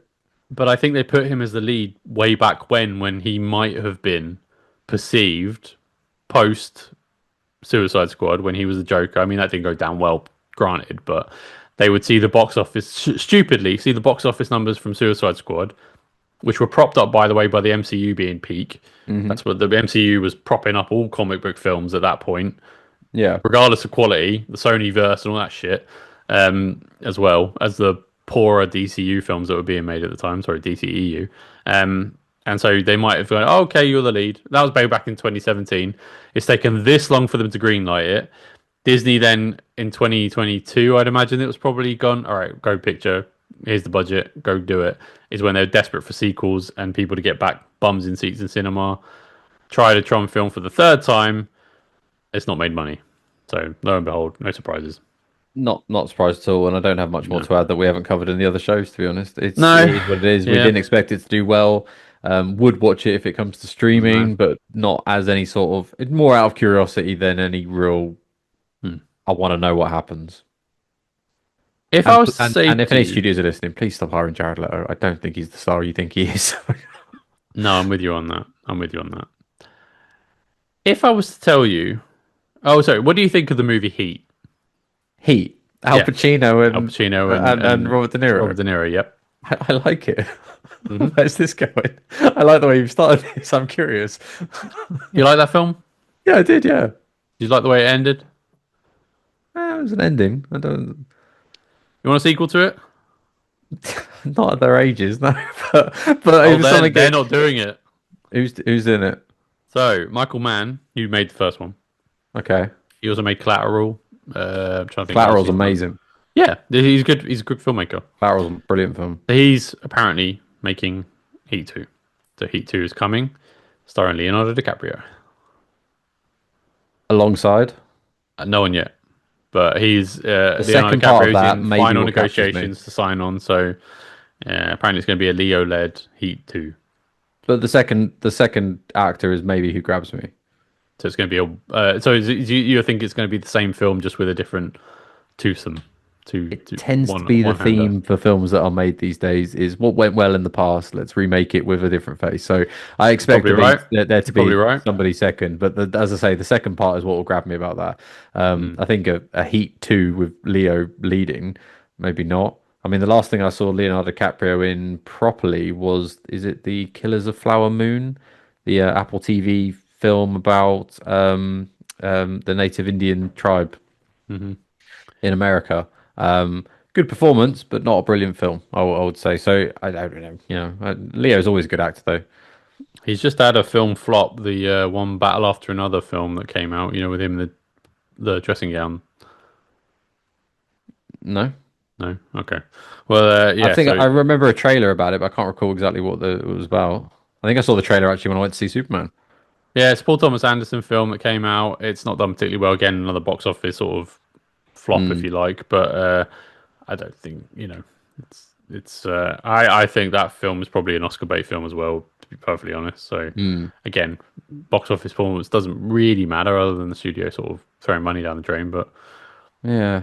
it's going to be an Oscar bait film, that one. Anyway, long story short, yeah, Heat 2 is on the docket. Apparently, Leo's in final negotiations to lead the cast. And like you Oh, said, whoever he goes up against will be the key.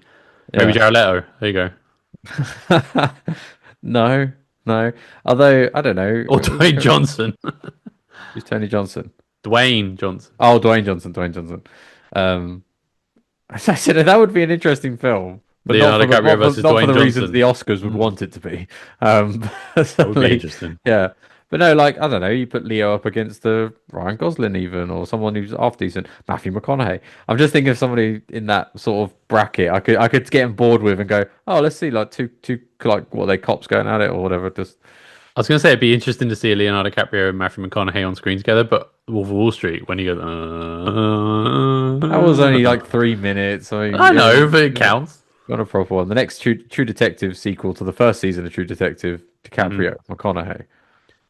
McConaughey's now the Woody Harrelson. DiCaprio is mm. now the brilliant young guy coming in, Yeah, it could or young work, could girl work. guy, because they're about similar ages, aren't they? Yeah, Leo is pushing on. he is pushing on. And yeah, no controversies around Leo. I wasn't going there. I wasn't going there. I wasn't. What I are wasn't you going to go referring there. to? I What are you picked my referring to? words. Why are I you picked my smiling? words because I thought you were about to. What are you smiling at? I thought you were about to. I wasn't going to go there. No, I'm not going anywhere. I don't know where you're going. What are you on about? If we get Why are you sued, smiling? we are ended. So Why are we you don't need to smiling? go anywhere. We don't need to go anywhere. Okay, we'll move on. Finally, I wanted to mention Juice Duzan passed away. You don't know who he is, do you? Yeah, you carry Yeah? on. You a big fan? Let's see what you've got to say. Big fan of his work? What's You his name probably again? are. No, I'm being facetious. You probably are a big fan of his work because he's the producer of some of the most famous movie posters ever made. So he's just died recently at the age of 79.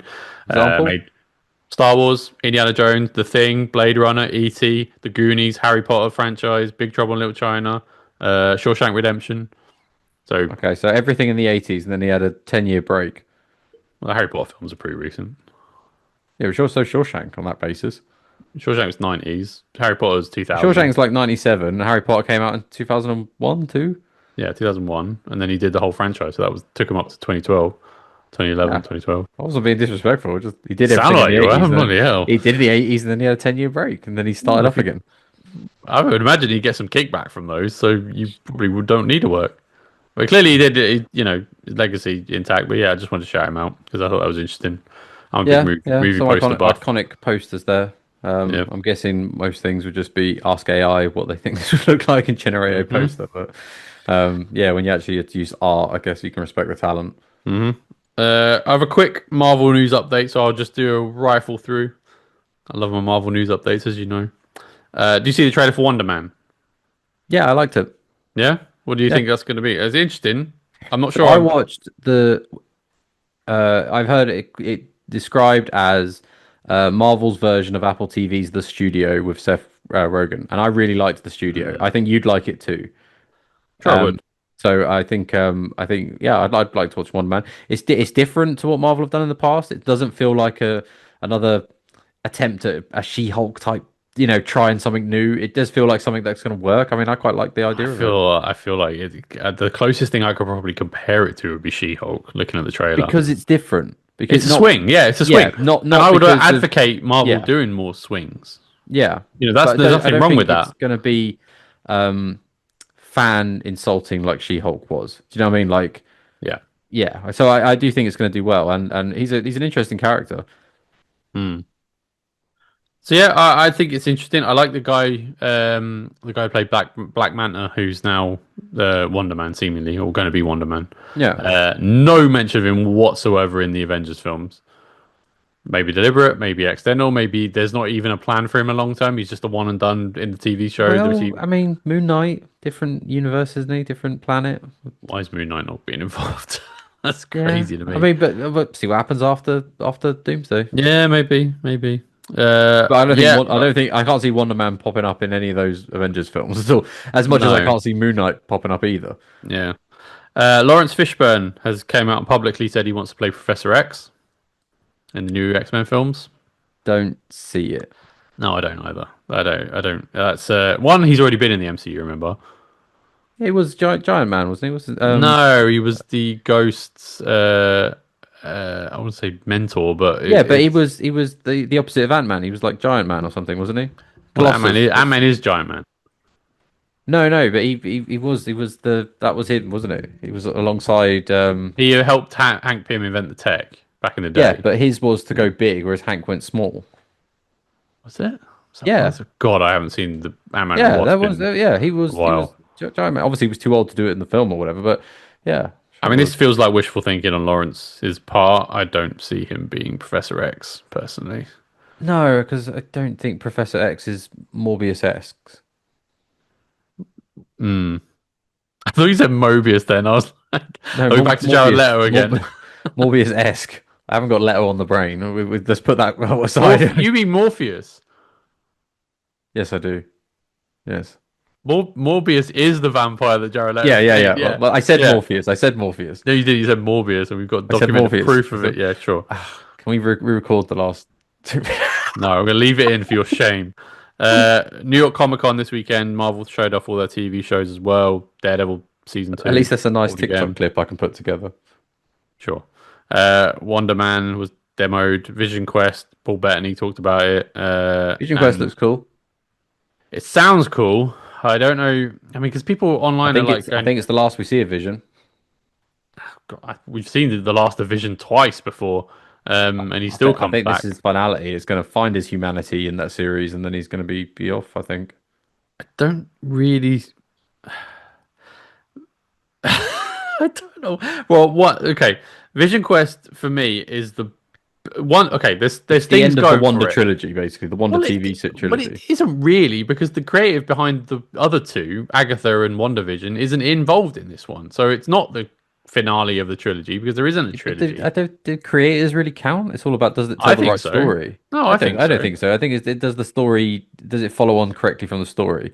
You know, if we look at the But what's the Star Wars story? sequels we talked about, well, I Right. don't think Well, Agatha has a place in that trilogy personally. I think it goes from that's WandaVision my point. to Vision Quest. I don't, but they include Agatha's story in that, so I'm guessing she's So they're two-handers. They're like, Agatha's a spin-off of yeah, WandaVision. yeah, spin-off. That I wouldn't put Yeah. that in So the I wouldn't call it a story. trilogy at all. I don't think it is a trilogy. I think this is just It a. was how I read it described that this would be the finale of the trilogy, the WandaVision trilogy, basically. And Agatha I don't would, know what the show is. There are things going for it though. One, the creative behind it is the guy behind season 3 of Picard, which I know you're a big fan of.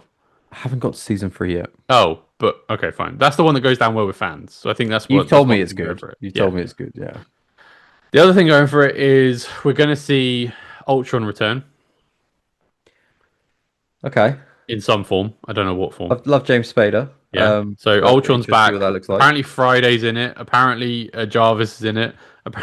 So they're bringing all the tech things back from previous iterations of Marvel into this show for whatever reason to sort of play off Vision or some sort of identity crisis. It's White Vision clearly going through some stuff. We know that Tommy is going to be in it. Hmm. The other twin, Speed. Yeah. He becomes Speed. We saw at the Okay. end of Agatha that the consciousness of Tommy went into a boy that was drowning in the pool. Yeah. That would obviously play into it at some form as well. And then maybe in Doomsdale Sequel, you get the reuniting of the family. That's what this show is, clearly, is to set that reuniting up. Yeah, if I don't see that in the Avengers But films, that tell me feels why like this show is what does this show do for the MCU? What is it going to be, and what does it achieve, and what how does it move things forward? I think it's just a show to make because there was a comic of the same name. I'm interested because I don't know what it can possibly do or be. And the fact they've got Ultron in there, I'm like, what the hell is going on here? Do they set Ultron up purely because there might be an Ultron world in Secret Wars, an Ultron section, which is in the comics? There is an No, I think Ultron, it's a because it's Ultron. about Vision. I mean, if I'm speculating, right, I think Vision's finding his emotion, his humanity, the thing that made him Vision as we knew Yeah, him in the MCU, right? yeah, Ultron was a big part of his creation. yeah. Do His you need a reason TV for show for that, or not a one-off, or like a showcase or whatever they call it, No, the you're special? probably right, but they're doing a show because I know people are tuning in week and week to watch Paul Bettany. I'm not sure they're watching in week to week. I don't know what this is. Clearly, Wanda was a popular character. I'm not sure Vision is a draw. Um, I don't know. It dovetails maybe off the old Tony Stark popularity that we talked about Hey, look, before. I'm gonna watch it anyway because I'm a shill. So I'm gonna watch it Yeah, you anyway. watch Marvel Zombies. I put on 2 episodes and I didn't watch the last two. I'll tell you what, Marvel Zombies is a lot better than Ironheart. Yes, I will say that much. And I did watch all So 10 of those. So yeah, there's my okay, right, slam okay, dunk there. yeah, yeah. But I think so. Look, I did was not remotely interested in seeing an Agatha show, and that turned out to be one of the best series they've done on Disney Plus, in my opinion. Quality was really high. Mm, Um, so yeah, I think, and they also showed off X-Men '97 season two. I enjoyed the first one. I wasn't really it was as okay. bowled over by lots of people online were, but I thought it was fine. It's Like fine. Yeah. the X-Men are sort of um I wasn't a big X-Men fan in the '90s, which is clearly what this is aimed at because it's the TV show, You're the supposed to cartoon. jump in Which, and know who these people are. Like, there's no. well, I know the X-Men, but I'm not. I'm not as familiar with the storylines and the lore from the '90s, so I wasn't No. getting a lot from it. Other than I know the theme tunes. Everyone knows the theme tune. Yeah. But I know the characters from just knowing pop culture characters. But the X-Men were never sort of my favorite. I like the comic storylines that they're in and stuff, but they Mm. were never something I was like.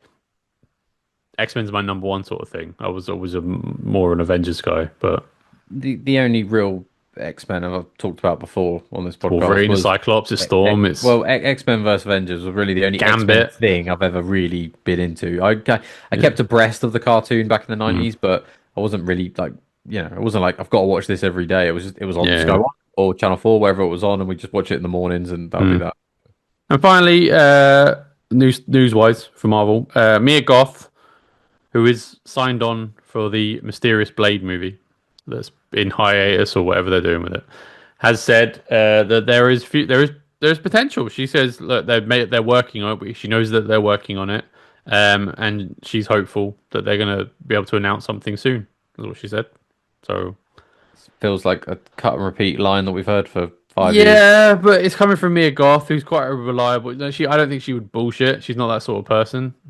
Is I she don't, actress do you know? or Yeah, she's an part of actress. production? No, she's Well, actress. I don't You might know. know her face, like Mia But Goth. She's very Mashallah distinct. Ali, we wouldn't have thought would say this stuff either, if it wasn't true. But it's still not happened. I think Mahershala Ali's the hold up. That's my theory. Really? I think he's the hold up. I think Marvel would have made this by now if he wasn't sort of digging his heels in on creative.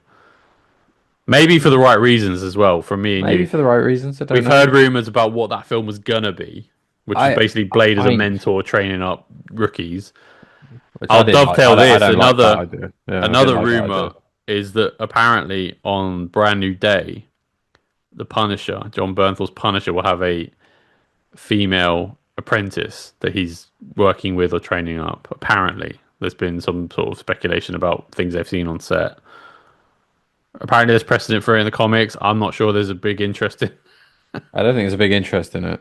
Yeah, I I was mean, it's also not the fact surprised that it'd be it's not the fact something it's John Bernthal female would either. do. It's just Punisher seems like a solo act. I don't know why he would be a trained apprentice, especially the character we know. Like he wouldn't train an apprentice unless it's Karen Page, and they've got the wires have got crossed. In my point, He's That actually sounds working with Karen Page. bloody awful if it's No, Karen no, no, Page. not Karen Page being a Punisher. I'm talking about Karen Page like being his tech guy or his man in the chair sort of thing. In Brand New Day, though, Would laid credence to the the spin-off from performance I've seen season across two. multiple seasons of Daredevil from that actress, I wouldn't have thought she deserves a film role in Brand New Day As a guy in the chair, that's completely as anything. yeah. You just don't like Karen Page. I would have kept Foggy and written off Karen Page in that last Daredevil season if I'm There's a honest. lot of people who would agree with you, I'm sure. There's a lot of people who would disagree with you and wanted Foggy off. That's the annoying friend. Really? Out of Yeah, those two? there seems to be a Oh. 50-50 split from what I see. Like people like Karen or don't like Foggy and vice versa. Um, as the most annoying friend of Matt Murdock. It's definitely Karen. Yeah, it probably is Karen for me as well, Because but it's only the decisions slightly. she makes throughout the show where you're like, what are you doing? What are you doing? You've just caused the problem. Yeah, there's a Stop lot trying to of. get involved. Just, I just mean, the irony of her let name Daredevil being do his thing. The irony of her name being Karen as well. Sometimes in that show, Okay, right, it's okay. like some of the complaining she does. Matt will save her life, and she'll chastise him for it, and you're like, oh my Yeah, god. yeah. But it's yeah, I think I like the actress. The actress seems really nice in real life, by the way. So They probably are. I'm not even yeah, criticizing performance. I'm not saying yeah, that anyone's an evil I can't person. remember her name. Like, Deborah Ann Wall. She seems she's really getting lovely in real work. I life. respect that. You know what I mean? But Yeah, so the I'm happy that she part she potentially could has be and the in way it. she plays it, I don't. I'm not. This is Yeah. my ideal world, by the way, as well, because otherwise it's him training up a sort of junior Punisher, which Marvel, if you're listening, Kevin Feige, I love you. You're Lord Yeah, God, speak Lord to God your in my daddy. life. Yeah, speak to my daddy. Stop making junior Avengers. No one wants to see them. Enough. No one wants to see a Young Avengers project. No one wants to see a junior version of bloody Iron Man or Captain America. Stop it. Stop it now. Don't do it. I know you think it makes business sense. I started advocating for it earlier when we were talking about Batman. No. Yeah, that's Stop double making junior standards. Avengers. Actually, No, it's that's not. absolute No, double it's standards. not double standards. I was saying if I was a studio head, you would be looking at the numbers, going like, if we get a younger actor in to play the Batman, that was to play the total Batman, by the way, not a junior version of him, not like a young Batman. But that is the Batman we No, have. no, no. I was specifically saying an actor playing the character of Bruce Wayne, not Dick Wayne, the younger brother of Batman, which is what Right. these are. There's a difference to what I was advocating for Okay. as to what this You is. want to get technical? I still disagree. No, we're actually agreeing on the same point. But my point is, Feige, stop it. Young Avengers. I'm being belligerent here, and I'm speaking for the world. No one wants to see it. You will lose money, and no one will care. There you go. Rant over. My favorite line from all the podcasts we've done so far is definitely when you said if you put young in front of anything, it doesn't do well. So yeah, I think that point still remains. I think that holds water. I'd stand Yeah, by no, that. no, no. That stands. That phrase will always stand the test of time I because think it's that so stands to true. reason. I think you know how many? There must be a plethora of examples over the young Indiana Jones. Did that do well? No. No, no. It's doesn't work. In fact, I heard they want to do it, the Young Avengers thing, and they're going to rename it. They're going to call it Champions or something. Even worse. so, Even worse. so they're going to be it's like Marvel's Champions, and it'll be the Young Avengers because they don't want to. They know Young Avengers won't go down well. As well as Defenders did on Netflix. I'm sure Defenders probably did better than that will do. But still Defenders, bad. the Netflix Marvel stuff did really well compared to some of the Disney Plus stuff in terms of Yeah, viewership because and it's ratings. more accessible. You know, Netflix. Everyone's got More Netflix, accessible, but true, but also I think the grittiness is what sucks in the adults because it's like it's proper violent, it's proper dark, it's gritty, street level. Take hint, Marvel. Street level yeah, does well, quite well.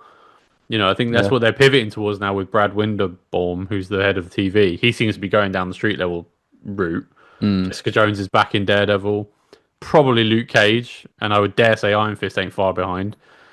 Apparently, Uh, Brad Winderbaum in I saw an interview in he was doing with I think it's Brandon Davis, New York Comic Con. He's talking about I did a rewatch of Agents of Shield, all 7 seasons.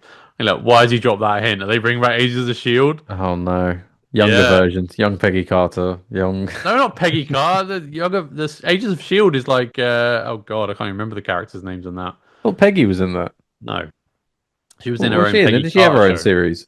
Yeah, Peggy Carter. She was in her own Peggy Carter. Oh, it was That because was it's called Peggy that Carter. was FX. That was a Fox one. That was Okay, FX. okay. Yeah, I mean, I can take or leave Luke Cage and Jessica Jones. I did like the first season of I like Jessica Luke Jones, Cage. I will I thought say. Mike Colter did a good job with Luke Cage. Yeah, I I like liked both his those portrayal. characters. Iron Luke Fist, Cage is a huge character in the comics. I've been yeah, an yeah, he's advocate for them cool. bringing him back. Yeah, I don't mind Luke Cage. Yeah. Iron Fist though, I mean, he's like he's basically just like a different Moon Knight more than anything. Um, Iron Fist, that show is bad.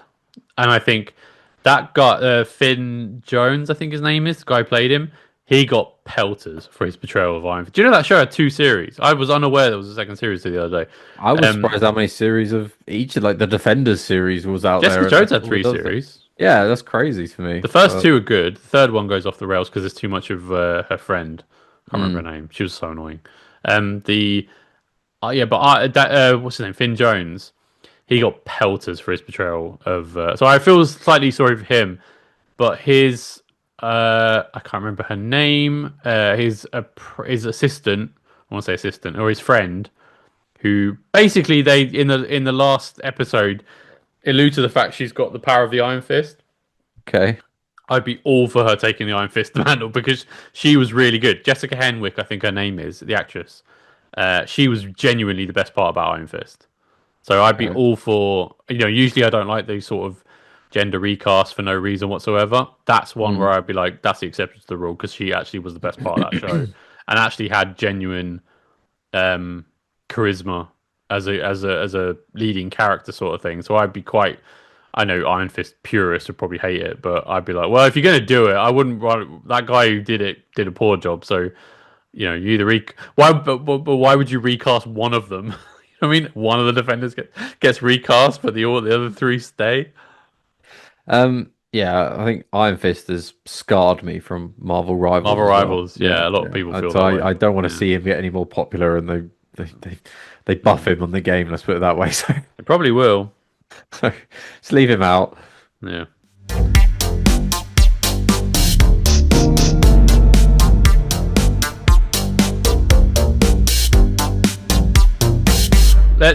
What have you been watching this week? I'll be honest. I finished Monster. That was sort of my. I finished the series. Overall thoughts are I stand by what I said last week. Actually reconfirmed what I thought about it. Yeah. So I won't go too much into it, but I think it probably is the most entertaining Monster series. Better than Dharma and better than the Menendez one, which I think are good. But this one's much more like popcorn stuff rather than. For me, Menendez, this Ed Gein, and then Dharma, probably in that order. Mm, I really loved the Menendez one. I mean, with enough time passed, I would watch that again. It was funny. mm. It made me laugh. It made me feel things. This one, like you sort of said last week, was very much showing you the torture porn they were criticizing. The Yeah. ending, though, I think I alluded to it last week because I didn't want to give anything away to you. Super weird. Didn't understand it. Why is he was almost celebrated at the end. There's a lot of romanticism about him in the show, I feel. And I think I've done enough research to be able to confidently say now that, Did you look up Adeline's relationship, like I said? yeah, I'm like, okay, that's completely embellished. Yeah, It's completely made made up. no sense, And there's did a it? lot of things that are just made up for the show. Yeah, yeah. And I'm like, okay, that's a route you could take. You just make up facts. And I've seen people online quoting the film, quoting the TV show as like fact. And you go, that's how you get nebulous facts and people Misinformation, yeah. misinformation. Like they're repainting history now. Like, And this is oh, how he you wasn't actually a criminal. He was just schizophrenic. he was just the mummy's boy. He was Yeah, misunderstood. And you go, yeah, hang on a second. No, he was an actual deviant who murdered people. Not many people, but he yeah. murdered people But was nonetheless. at the very least And was a grave robber necrophiliac. and was a sick freak. Let's be honest. Yeah.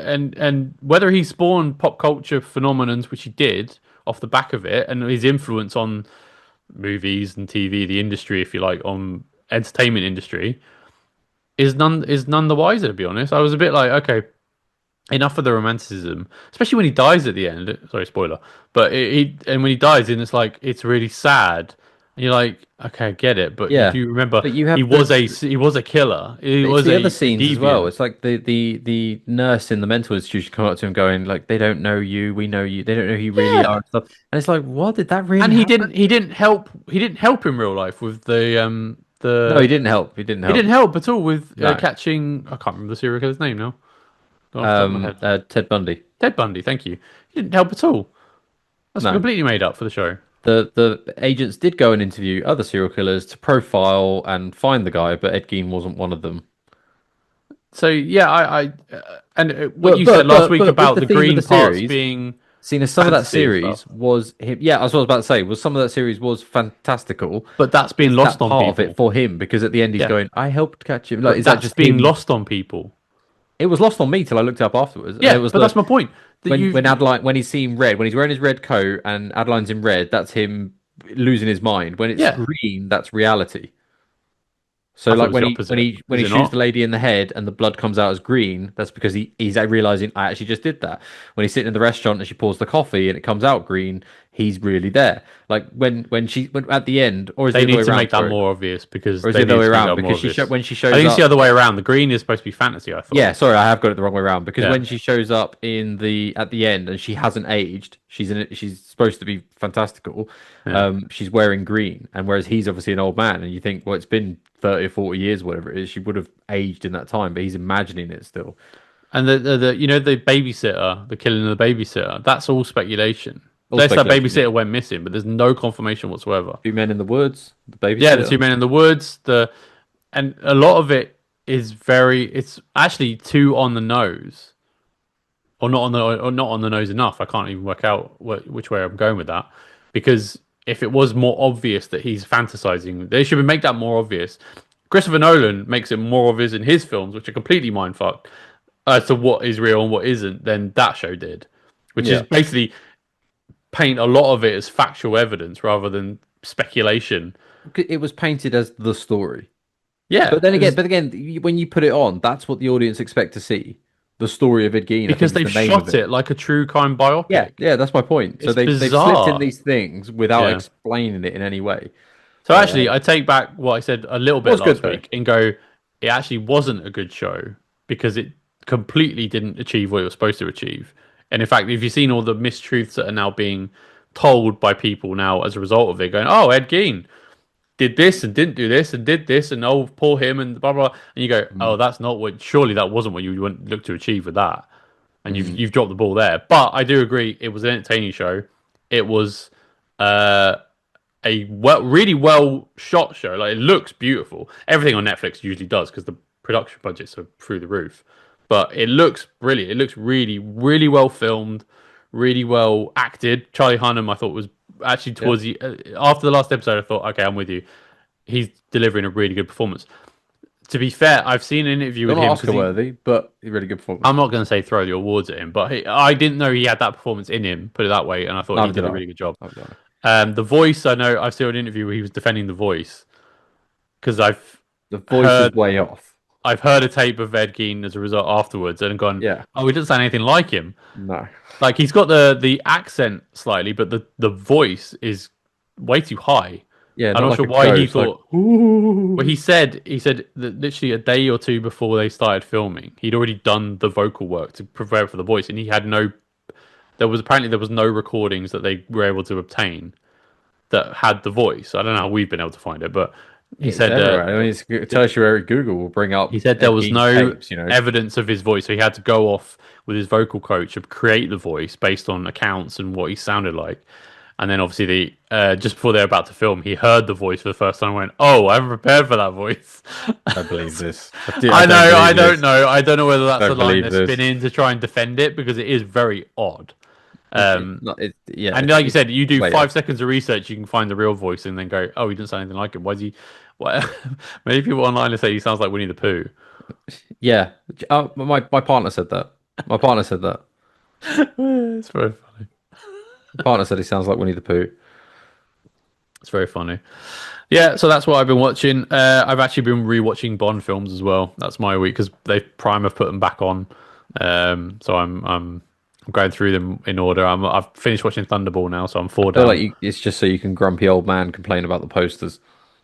Well, I had to. No, grumpy old. What do you mean, grumpy old man? Saying playing about the poster? The posters suck. And by the way, they Bring reverted back them my back. guns. They have I actually put want them back. not my Bond hashtag. Yeah, exactly. I stand by that. It's not my Bond. They put the posters back on Prime. He's actually holding the guns now. Oh, really? So there's a Photoshop version where Sean Connery's just like holding air, So and now rather the than gun's use back. the, yeah, I was gonna say, well, hang on. So have they photoshopped guns They into it photoshopped the guns out. rather than use the original? Rather than use the original, they photoshopped all the guns out. That So looks very Pierce sad. Brosnan would be like doing this with nothing there, and Yeah, I've seen the ones they took away, but they now they've just photoshopped the photoshopped it finger back. that was being the trigger to like that, so a closed fist. So he's looking like he's holding his like lapel or something, rather than a gun that was there like that. Yeah. I know you can't see what I'm doing, but yeah, it's so and now they've put the originals back now, so Sean Connery's there holding a gun for Doctor No and stuff like that. So what a pointless thing to have done in the first place. They probably paid stupid amounts of money to do that. Just such a quick for something that was controversial. Stupid, It's so quickly stupid turned around. decision. Yeah. But yeah, like I said, Okay. they've bowed to public pressure in the end So anyway. are Just you went, fine, watching put them all back. 30 odd of them? It's 25 as well, you know. Oh, And yeah, I'll go through them all before the end of the month because Prime is going to take them away again. They only put them on for a month every now and then they're gone again. trying to garner that interest. What they're trying to do is get you to sign up for MGM Plus, which is a subscription service on Prime. I know. I signed up to it to watch the Stargate film about 3 years ago. Oh, do you know what? I did that as well. And five The or same 6 months reason. later, realized I was still paying for it. I wanted to Oh watch that no, one thing. that sucks. Um, I yeah. They cancelled make the it free so trial. hard to cancel subscriptions. They do. I will say. And you know another trick they do, which is this is grumpy old man territory. We're just ranting at the wind now. They make the button. They think they're so clever, by the way, because they make the button to cancel the minor color button. You know the button you would usually think would cancel. Yeah, yeah. They switched the colors. So the cancel button, the confirm cancellation sorry button, is the lighter button there. So if you quickly going through it to cancel, you'll click the wrong one. Yeah. Because the big bold one is the one that says, "Oh, cancel my cancellation. Sorry, my Yeah. cancellation attempt." Oh no, I'm fine keeping my £10 a month. Being psychological and MGM. so, Yeah. yeah. Well, they think they're clever doing that, but people just get annoyed and go, "Well, I'm definitely going to cancel now." I do I anyway. see. I remember it was a struggle to find where to cancel that subscription. I had to go through to Amazon You have to Help. go online. Like you Yeah, have to I had to go through properly the help dig. service and go, how do I do this? I want to stop paying for I think you MGM. have to log into Prime on a computer in order to access the Yeah, cancellation yeah, that's pages. what I did in the end. I was trying to do it from my phone. Awful. They did it. Now TV, who I was signed up to for the beginning of the football season, and I cancelled very quickly afterwards. Uh, they again, you have to sign in online. That's Oh, such really? that's such a dirty trick. They do that. I normally just let the direct debit bounce. Does that work? Do they not? Yeah. You've signed a contract, haven't you? So No, surely. they try. No, it's only 30 days, isn't it? That's what you're signing up for. Oh, okay, fair enough. I'm not saying that's the right way to do things, but it's a simple way to get out get out of a subscription to a streaming site. Sure. Don't When take you're done that as with it, just don't consumer. let them take the money. Yeah, don't take that as a consumer advice, reliable consumer advice. I think you should probably cancel I am from not source. qualified to give financial advice, and that's not what Yeah. I'm doing. Yeah, well, lawyers are going to get involved. But yeah. Other than that, I think Welcome to Derry starts this week or next that I'm looking to watch, which is the Pennywise show. Welcome to Derry. Welcome to Derry, yeah. Okay. It's a spin-off series, a prequel spin-off series of the It films, the one with Bill Skarsgård's Pennywise. Okay. He's back as Pennywise in the show, before you ask. Oh, I was thinking. Do you know what? I didn't even clock Pennywise was that. I thought you were talking about Alfred Pennyworth's spin-off or something. No, no. Right, They sorry, made yeah, that. yeah, They I made that. Yeah, I'm sorry. That's what I was thinking you were talking about. You said No, Welcome to Derry. I was Derry. like, Derry? Yeah, He's in Derry? Yeah, Okay, Derry. okay. The So town Pennywise in. spin-off. Is it the same It clown or is it some other creature? No, it's the It Clown. Okay, in Ireland. Pennywise. In Ireland. No. Derry is the town from the It films. It was called Oh, Derry, okay, Maine. right. Sorry. In the state of Maine in America, there's a town called Derry. It just gone international. No, it's Okay. we're just talking about Derry Girls, the Derry, Northern Ireland. Yeah, I thought it was Derry you were talking about. Yeah, Derry in Northern Ireland. Well, I'm talking about Derry, just not that one. Okay. Proceed. This feels like a rehearsed bit. It's not. It's my Zook brother being stupid. But it's not. I think you've been very sassy tonight. You've been belligerent. I have not. I have not. I mean, Oh, what? Pennywise goes to Ireland? I'm asking questions. I'm trying to engage you more to describe your story. You expect, I tell you what, how many people really know that the town in the It films is Derry? I'm sure there's a lot. I don't think so. I'm sure there's a I lot. don't think so because I've seen that film twice, and the name of the town has gone over my head. Yeah, well, a lot goes over your head. That doesn't mean anything. I've named five. There we go. Zeke You lying started this. again. You started this. Again. You started this podcast, this episode, not knowing that you forgot that you were gonna chastise me about a poo joke I put in the video last week. Is that what it was? Just Duke. Yeah, Duke, like a dookie. Well, I didn't even put two and two together about that. So no. That's my point. It went over I your just head. thought you misspelled Zook. No, went over your head. That's what I said. There's a poo sound What, effect, a fart a sound effect. Duke. Yeah, dookie. Yeah, a dookie. But Yeah, that dookie. was not what you put. Anyway, we're getting.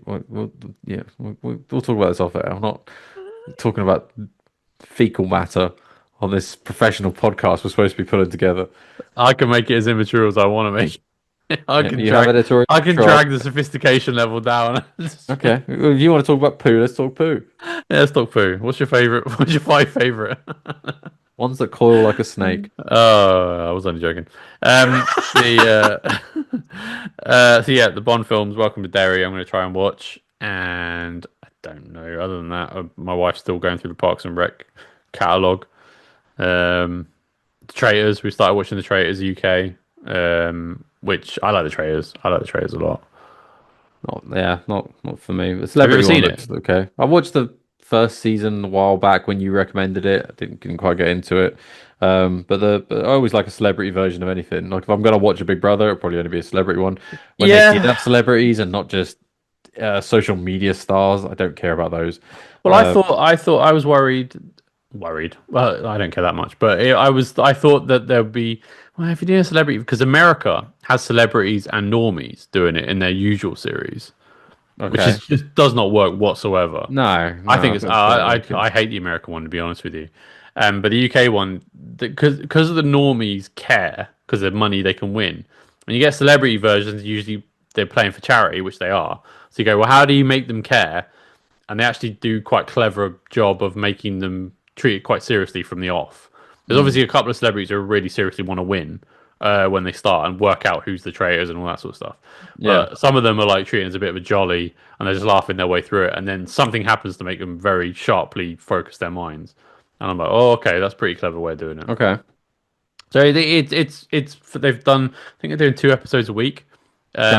We might On catch the up this weekend then. but it's fine. It's a fine watch. It's like something to watch in the background. It's like the most entertaining game show probably on telly because it's interesting. There's some psychological things going on, and like if ever you watch like a murder mystery thing, I watch like Blood on the Clock Tower stuff on YouTube, which I know you don't, but you know, there's some of that's interesting. The sort of like people lying to each other and trying to act their way out of situations and pretend like they're not the thing. Yeah, see, I prefer like your Japanese game show-esque game shows, if I'm honest. Takeshi's Castle. Takeshi's Castle, or the stuff Yeah. Mr. Beast does, or just there's something the way you're gonna see someone have to try really hard to complete a physical challenge and either fail. Wipeout, I used to like on BBC. That used to be quite funny sometimes. Hmm. Watching anything else? For me, no, I'm on my Bond marathon. I have been watching a couple of horror films because it's Halloween season, so I always dig them out. I like to watch Halloween Ghostbusters. film. We watched Ghostbusters 2 2 weeks ago. I showed my daughter it for the first time. Oh, yeah, Your niece. yeah, I And love my niece. yeah, she liked it. Good. And so you know, I've watched the Thing. I've watched The Exorcist 1, and I'm going to watch The Exorcist 3 this weekend. I prefer The Exorcist 3 actually. I Did think you I watch like the latest Exorcist? terrible. Yeah, it was terrible. Absolutely It one was of the worst. terrible. It was One of the terrible. worst. I mean, there's a history of poor remakes, and we've gone off tangent again. I think History of everyone poor. after the first was pretty bad. There's a history of poor. No, Exorcist 3 is genuinely good. It's creepy as well. It's a good one. Uh, and it has it really linked to the first one in a good way because it was made by the Mm. writer of the first one. Anyway, yeah, I thought in a history of really bad remakes or sequels of films, that's one of the worst of all time. The Believer one or whatever they did. And Universal paid $400 million to Warner Brothers for that, for the franchise, because Warner Brothers made the others. Okay. Universal paid Warner Brothers money to make that film. Jeez. dog shit. Absolutely, I hated that film from start Oh, to finish. geez. Awful, God, awful, awful, awful. terrible. So yeah, what are you watching?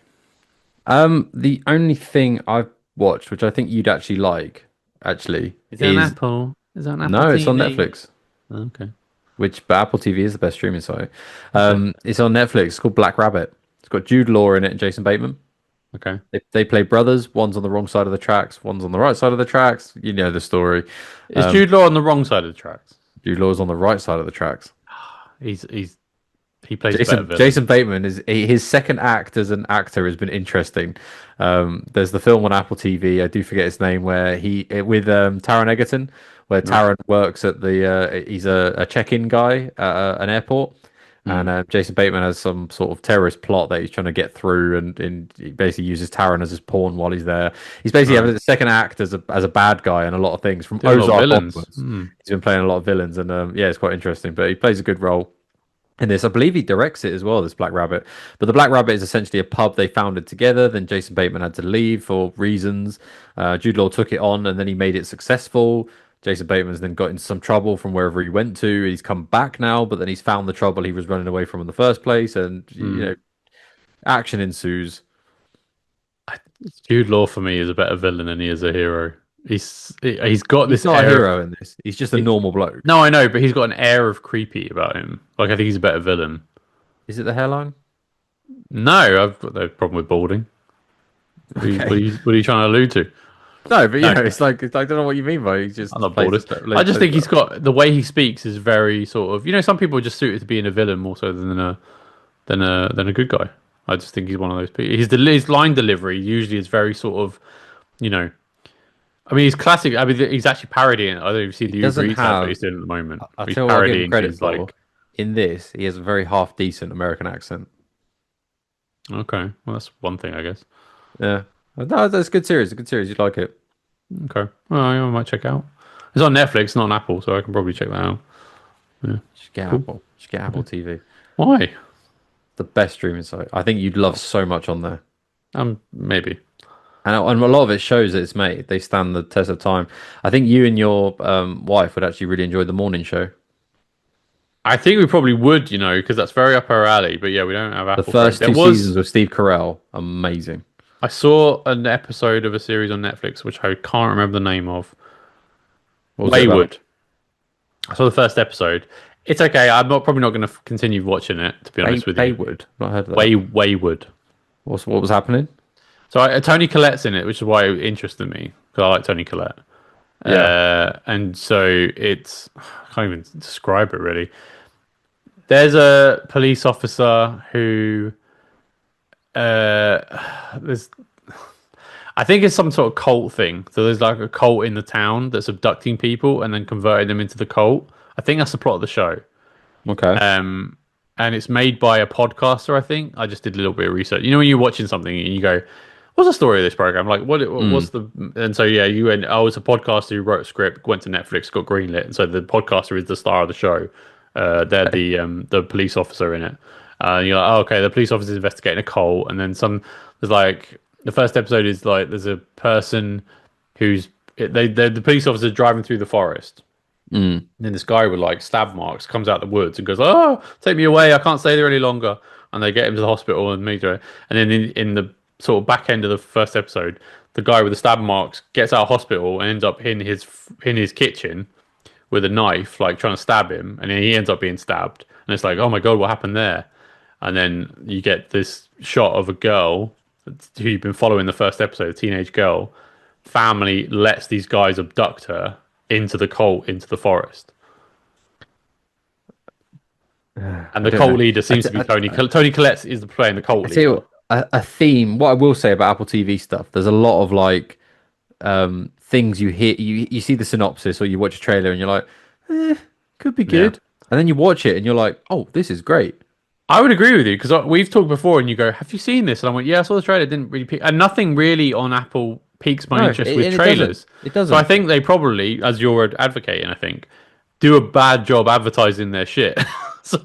Because it doesn't maybe really. probably, but honestly, you flick through and you'll look for something to watch, and it'll be like, I could watch that. It No, you all could looks watch very that. meh. Is And then what when I'm you actually sit down and talking. watch it, it is I amazing. hear they're all 5-star things, but they look meh when you see But the I'll advertising. list the ones for you again, like I did last week. Defending Jacob, I know you, Disclosure, and I'm sure you're right. Invasion. I think you'd love all this stuff. I'm sure you're right. But if they offer me like a year's free subscription, I'll be Philo. all over it. Oh, the one you would absolutely love. My God, it's gonna Don't bug say me now. invasion. Don't say No, no, invasion. no. I can't remember the name of. Oh, it's gonna absolutely bug me. What is it? But it's basically Babe, pig in the city. no, like your mockery. I'm mocking. That's a good film. That is absolute mockery. You know, I've never watched that. I That's a have shame. watched it, but I would never watch Yeah, I it. was gonna say you have watched But it. we didn't have a choice. Our sister loved it. No, it's basically a guy that invents again multi-dimensional, multiversal, sorry, travel or something Boring. through a cube. No, the way they do it, but he oh God, I'll have to send it to you off the show, and I might have to update people afterwards because I don't think I'm going to be able to Google it while we're recording. Right, okay. But he eventually goes to another universe where he um did become a successful scientist, whereas in his current universe he gave that up in order to raise a family. But Right. the guy from the universe who was a Is it called successful Dark scientist, Matter? Dark Matter, yes, yes, Dark Matter, the I guy just who, googled yeah, Apple TV multiverse and it came up. yeah, yeah. So the guy oh, sorry, I've got it the wrong way around. So a guy who was a successful scientist and didn't choose the family life goes and finds the guy who did have the love of his life, Right. and basically injects him, trades places with him, shoves him back into his universe, and then takes over his family life. And Right. then the guy who did have the family life, but always dreamed of being that scientist, then spends the rest of the season trying to fight his way back to get to it. It's great. You'd love it, Hang mate. on. This is actually the description of a Rick and Morty episode. I swear to God. Quite potentially, yeah. But it's great, and the acting's brilliant in it. Right, okay. I know it's just seen Joel Egerton in it. Yeah, Like Joel Egerton, that's his name. Yeah, from Warrior. yeah. It's really good, really good. Let's talk about Warrior. I want to do a rewatch show on my channel, YouTube channel. Do a rewatch. Like I said rewatch. before we'll pick a show each week. But That's one of my first was ideas like, for this you know, when podcast. you're I trying said, to let's pick a show debate. each week. We both watch it, and we Well, bring... one, I'm debating tack as in like how to approach it, but also what to start with. And I'm like Warrior might be my first like thing I rewatch. I love Warrior. Yeah, I think I've only seen it once or twice, but you must have watched it about 20 I times. love it. I love it. Do you know why I love it? And this is not to sound like weird. If you've got brothers, You're attracted to Tom Hardy? no, if you've got brothers, I think it affects you more than your average film because I think it is a film about brothers, Yeah.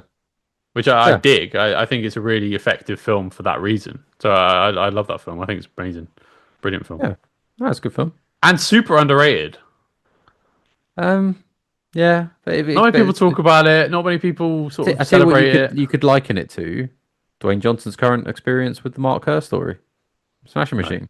No, I don't know. Not in terms of quality, I'm not saying that, but for it being an MMA themed Oh, it's an film. MMA film. That's as Yeah, similar as it gets. I take Dwayne Johnson out of it. All you focus on is the man.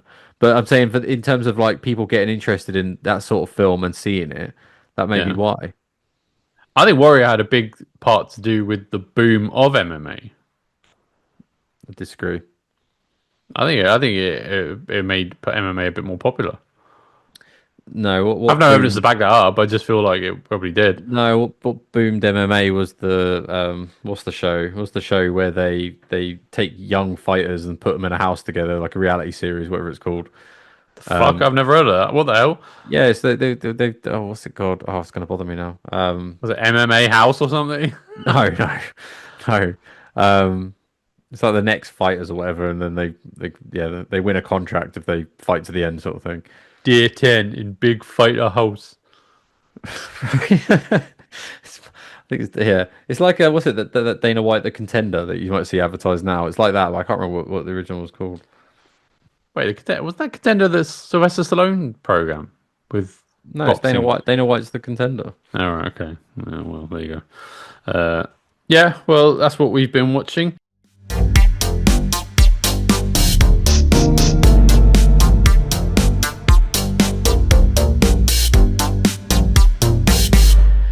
We have to end with a quiz, but I've got an idea, which is I'm going to score you this week. I'm going to score you. I've So- scored myself every other week. No, I'm going to change. I'm going to change it up. This is a change from the norm. So, The game, well, one or two things. One, I could just quit. I'm going to give you three hints to a film I'm describing, right? If you get it first time with the first hint, you get 3 points. If you get it on the second one, you get two. One, you get one. Blah blah blah, and then we'll add up at the end, right? And then so I'll give you five films, three clues for each. See how much you get. Simple as. Okay, I put some thought into it this week. I'm just, So I'll give you the first clue for the first film. go on. Okay, The Gimp. Um, uh, the Tarantino film. What's it called? I know what you mean. Oh God, brain's gone dead. It's getting late. You might be down. You might be going down the wrong garden path, to be honest. You sure? Yeah, maybe. If you were to say something that would remind me of a film, Yeah. Zed. Well, I don't know Zed. what your Saturday night film collection looks like. So if Zed, I say The Zed. Gimp, I'm not sure what that refers to. No, Zed's dead. Marcelo Wallace. Pulp Fiction. God damn it! Why couldn't I think of that? Correct. Yeah, it's Pulp Fiction. I was trying to throw you off. God, that was harder than it needed to be. I know that I film. can see the steam coming from your ears. So it's yeah. Well done. I didn't think you'd get that one in the end. I was like, this is a really easy one, but okay, fine. You do. I'd be Next interested what one. the other two clues were, but anyway. The other two clues I'll give you: biblical reference Okay. and Royale with cheese was going to be the last That one. was so easy. You said that Yeah, one. I thought I'd leave But I that one had for it in last. one. I just Well, couldn't the explain third it. one needs to be the easy one. Otherwise, it would just be okay. Fine. Okay. Next film, we'll pick this one. Army Men. That's the first clue. Do I get context on that clue? No, just a clue. Army Men. It's not enough. There's loads of films I could be. Oh, well, unless it's Toy Story. Fuck, correct. Oh wow! Oh wow! Okay. Oh, damn it. I thought that was going to get you. Well done, actually. I'm impressed with that one. The other two was going to be Randy Newman and then Woody. I wouldn't have got a Randy Newman one, but yeah. Really? Oh, I should Woody start with was that one. Randy Newman. I thought he was the only film I know. If you say Randy Newman to me, I think Toy Story. I think Family Guy. But because of Toy Story. Yeah, but that would be my thought. Yeah. Fat man and his kids and dog. Walking Okay. through the Moaning folk. Yeah. Okay. The next one I'll give you is. I'm trying to go the recognizable films for you. Okay. Okay, got one. Shadowfax. Lord of the Rings. Oh, which one? Shadowfax. Number one. Incorrect. Number two. Correct. Yeah. I'm gonna give you 2 points for that one because you didn't get it first time. Bearlock. Bedrock. That is the first one. It's my Okay. favorite line from it, if I'm honest. Bedrock. Well, one of those. So my clues for that one were. Oh, where is it now? Shadowfax. Nobody tosses a dwarf and Urukai. Okay. These are really easy clues, I'll be honest, but I respect it. You're gonna have to toss me. Okay, I'll pick this one. Detective Kimball. Scary movie? Incorrect. Clue 2. Ferrets. Ferrets? Ace Ventura? Incorrect. Do you want the third clue? Yeah, go on. It's not a tumor. It's not a tumor. Oh my god, I can't believe you can. It's not a tumor. Okay, do you want me to do it in an accent? Yeah, well, that's how you should do it. I mean, It's not a tumor. Total Recall? Oh no! It's not that. What is it? Kindergarten Cop. Okay. Oh, okay. Yeah, now they make sense. Mr. Yeah. Kimball, is it a tumor? It's not a tumor. He's like, it's a ferret. What's Okay. that, Mr. Yeah. Kimball? I haven't seen that film in, God, like 15, man. 20 years. Okay. You're doing all right. To be fair, you got some 3 points. So you've got 8 points so far in my count. What am I 8 going to out of win? 12. It's pretty good. What do I win? Pride. You know what you could win? Because I'm going to do some voiceovers. Do I win my name appearing properly on the video? Okay, that's a good deal. I'll do that for you. I was Yeah, also going to yeah, say, yeah. I can be You can save kind with money on some of sound the. effects. Yeah, I was going to be okay. Fine, that we'll play for that. That's cool.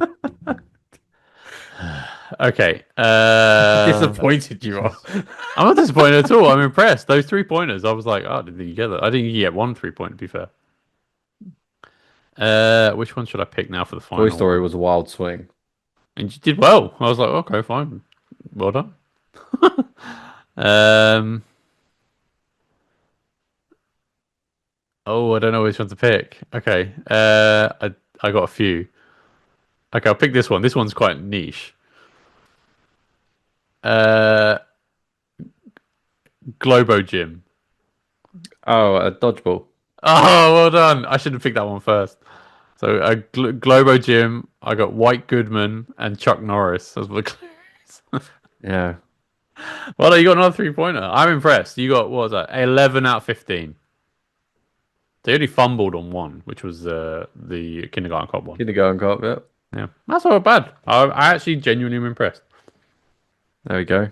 Which I know you think is patronising, but it's not meant to I be. have earned my name You have spoken. earned your name with no Duke involved. Correct. Next week, different story. No, I'm not playing for this every week. I've earned that right. Okay, you had a question for me, I believe. Yes. Right. So Is this going to in be another MCU me rewriting or fixing? it's just a continuity error, really. So Okay. when they go back in time, have they got a lack of Pym particles? And is Ant-Man quite clear that he only has a very lack of Pym particles before he goes back in time? Yeah, he definitely explains he's only got two. Yeah. So why is he shrinking and growing continuously throughout the rest of the film, Because he both went back back in there. time and afterwards? Mm, doesn't he only shrink once? They only had enough Pym particles to get there and back, but then he has a dearth of Pym particles available to use. Uh, Mr. Zeke, help Feige out, help Daddy out. well, the Pym particles aren't to travel through time. But that's what they use, isn't it? They're not shrinking. They're traveling through time. That's the But the shrinkage. Pym particle powers it. I don't believe the Pym particles are used, or are they? Let me think. Why are they a big subject matter if that's not what they're using? Hmm. So I'm remembering Thanos getting one from Nebula, and then they sort of allude to the fact he's traveling back through time using the Pym particle, don't they? So maybe, yeah, maybe they do. Hmm. Yeah, I'm not sure about that one. Yeah, that's probably a flaw. That's really hard to explain. Um, well, we know they go back and get more, and that would be to get back. So yeah, you're right. They do use it to get back through time because they otherwise why would they go all the way to Pym in the 60s, in the 70s? Yeah. Sorry. Yeah, you're right. Okay, I can't explain that one. That's a flaw. When we win, we win. Who's we? The DCU fans. No, us that don't put Feige on a pedestal and criticize him if quality's I not don't. there. I don't. I criticize him plenty. I like Feige, don't get me wrong, but yeah, he's not on high as a pedestal. I don't worship his poster like you before I go to bed. I don't worship his poster anyway. I That's a lie. objectively, I objectively critique his projects as fairly as you. Well, maybe less fairly than you, or less unfairly than you do. But I'm objective down the middle. As am I. No, you you like to hate things. No, I don't. Yes, you do. I just have high standards. Sure. Tell me again about this Apple TV program that sounds like a Rick and Morty episode. You'd love it. Because I like Rick and Morty. No, you'd love it because the acting and the story, and it's about a man trying to re-find his family. Ah, You I would see. be all over So that. much like The Mandalorian, I would like it because I'm a dad. Is that what you're saying? Yeah, but I liked it. I'm not a dad, and you said I don't like the Mandalorian because I'm not a dad. No, but you're trying to appeal to me because I'm a dad. Yeah, but I'm using your logic doesn't hold up. Oh, Mine yeah, but does. you're using my I logic said I didn't against like it me. because it's not a good show. Yeah, I but you're don't get using the my difference. logic to try and entice me to watch it, which means that there must be something to it. No, I'm saying it's a good show. I said you'd like it for the story, You and don't know what you're talking about. You know, you just don't want. You just want to do everything you can to avoid signing up to Apple TV. If you Butt got kiss. Apple One, you could get your music, arcade, and TV for £15. Why are you being paid by Tim Cook? Because I'd like some ads on our podcast. Right. Sure. As would I. One day we'll get there. One day we'll get there. Yeah. Though. Yeah. I don't really know what. I can't. I'm trying. I'm still thinking of that Marvel thing. I'm thinking, yeah, it really doesn't work. Yeah. There's a plot hole. There's a massive plot hole. Yeah, I concede on that one. Quality Last week control. last week I explained that one quite well, but this one, that's a plot hole, definitely. Yeah. Yeah. I've got about two or three more that I'm aware of. So Okay. Look forward maybe to next it. week I'll throw another on it. Yeah. I look forward to it. Look forward to it.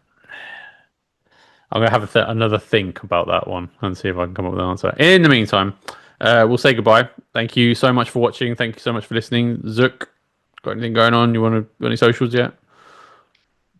No, but I may do by the time you post this, so you could put them up on the screen. But, I could, but I'd I rather went I leave it went to on next Twitter, week. so I only follow on my current Twitter. I only follow or X.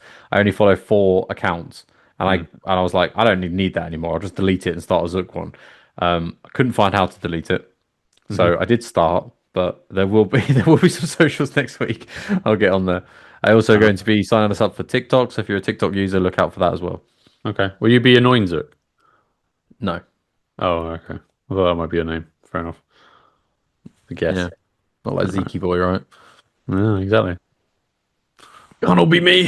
Can't all be me. But yeah, anyway, thank you so much for watching, listening, however you indulge our content. Much appreciated. We very much do appreciate it. If you see any of our socials or you see the YouTube channel this goes out on, please leave a like and subscribe on the channel. That really does help our growth. Leave a comment in the comment section if you really hate Zook's voice like I do. All ears. I'll send them all to him one by one in text form. So yeah, Still waiting for those sympathetic messages for when I had a headache. the non-sympathetic ones. You said, you I said, can you send you said there those were ones. several sympathetic messages and you were going to show me after the show. No, I said there was loads of non-sympathetic ones to when you were a pussy. Oh, wow. He went there. I love when we started this. You said no swearing, PC. You really wanted on I didn't say that. No, I so didn't. much profanity. No, this I show. didn't. No, I didn't you say are, that. You are, yeah. You've got sand in somewhere today. Well, I'm hardly Howard Stern here. I mean, like, going all off on one. But yeah, Got his hair. I've got his hair Yeah. upstairs and downstairs. Oh, you are profanity. Thank you so much for watching, listening. Believe Please just like or subscribe, as I said, and we'll see you next time. Thank you so much. Bye bye. 18 plus this week. Dick.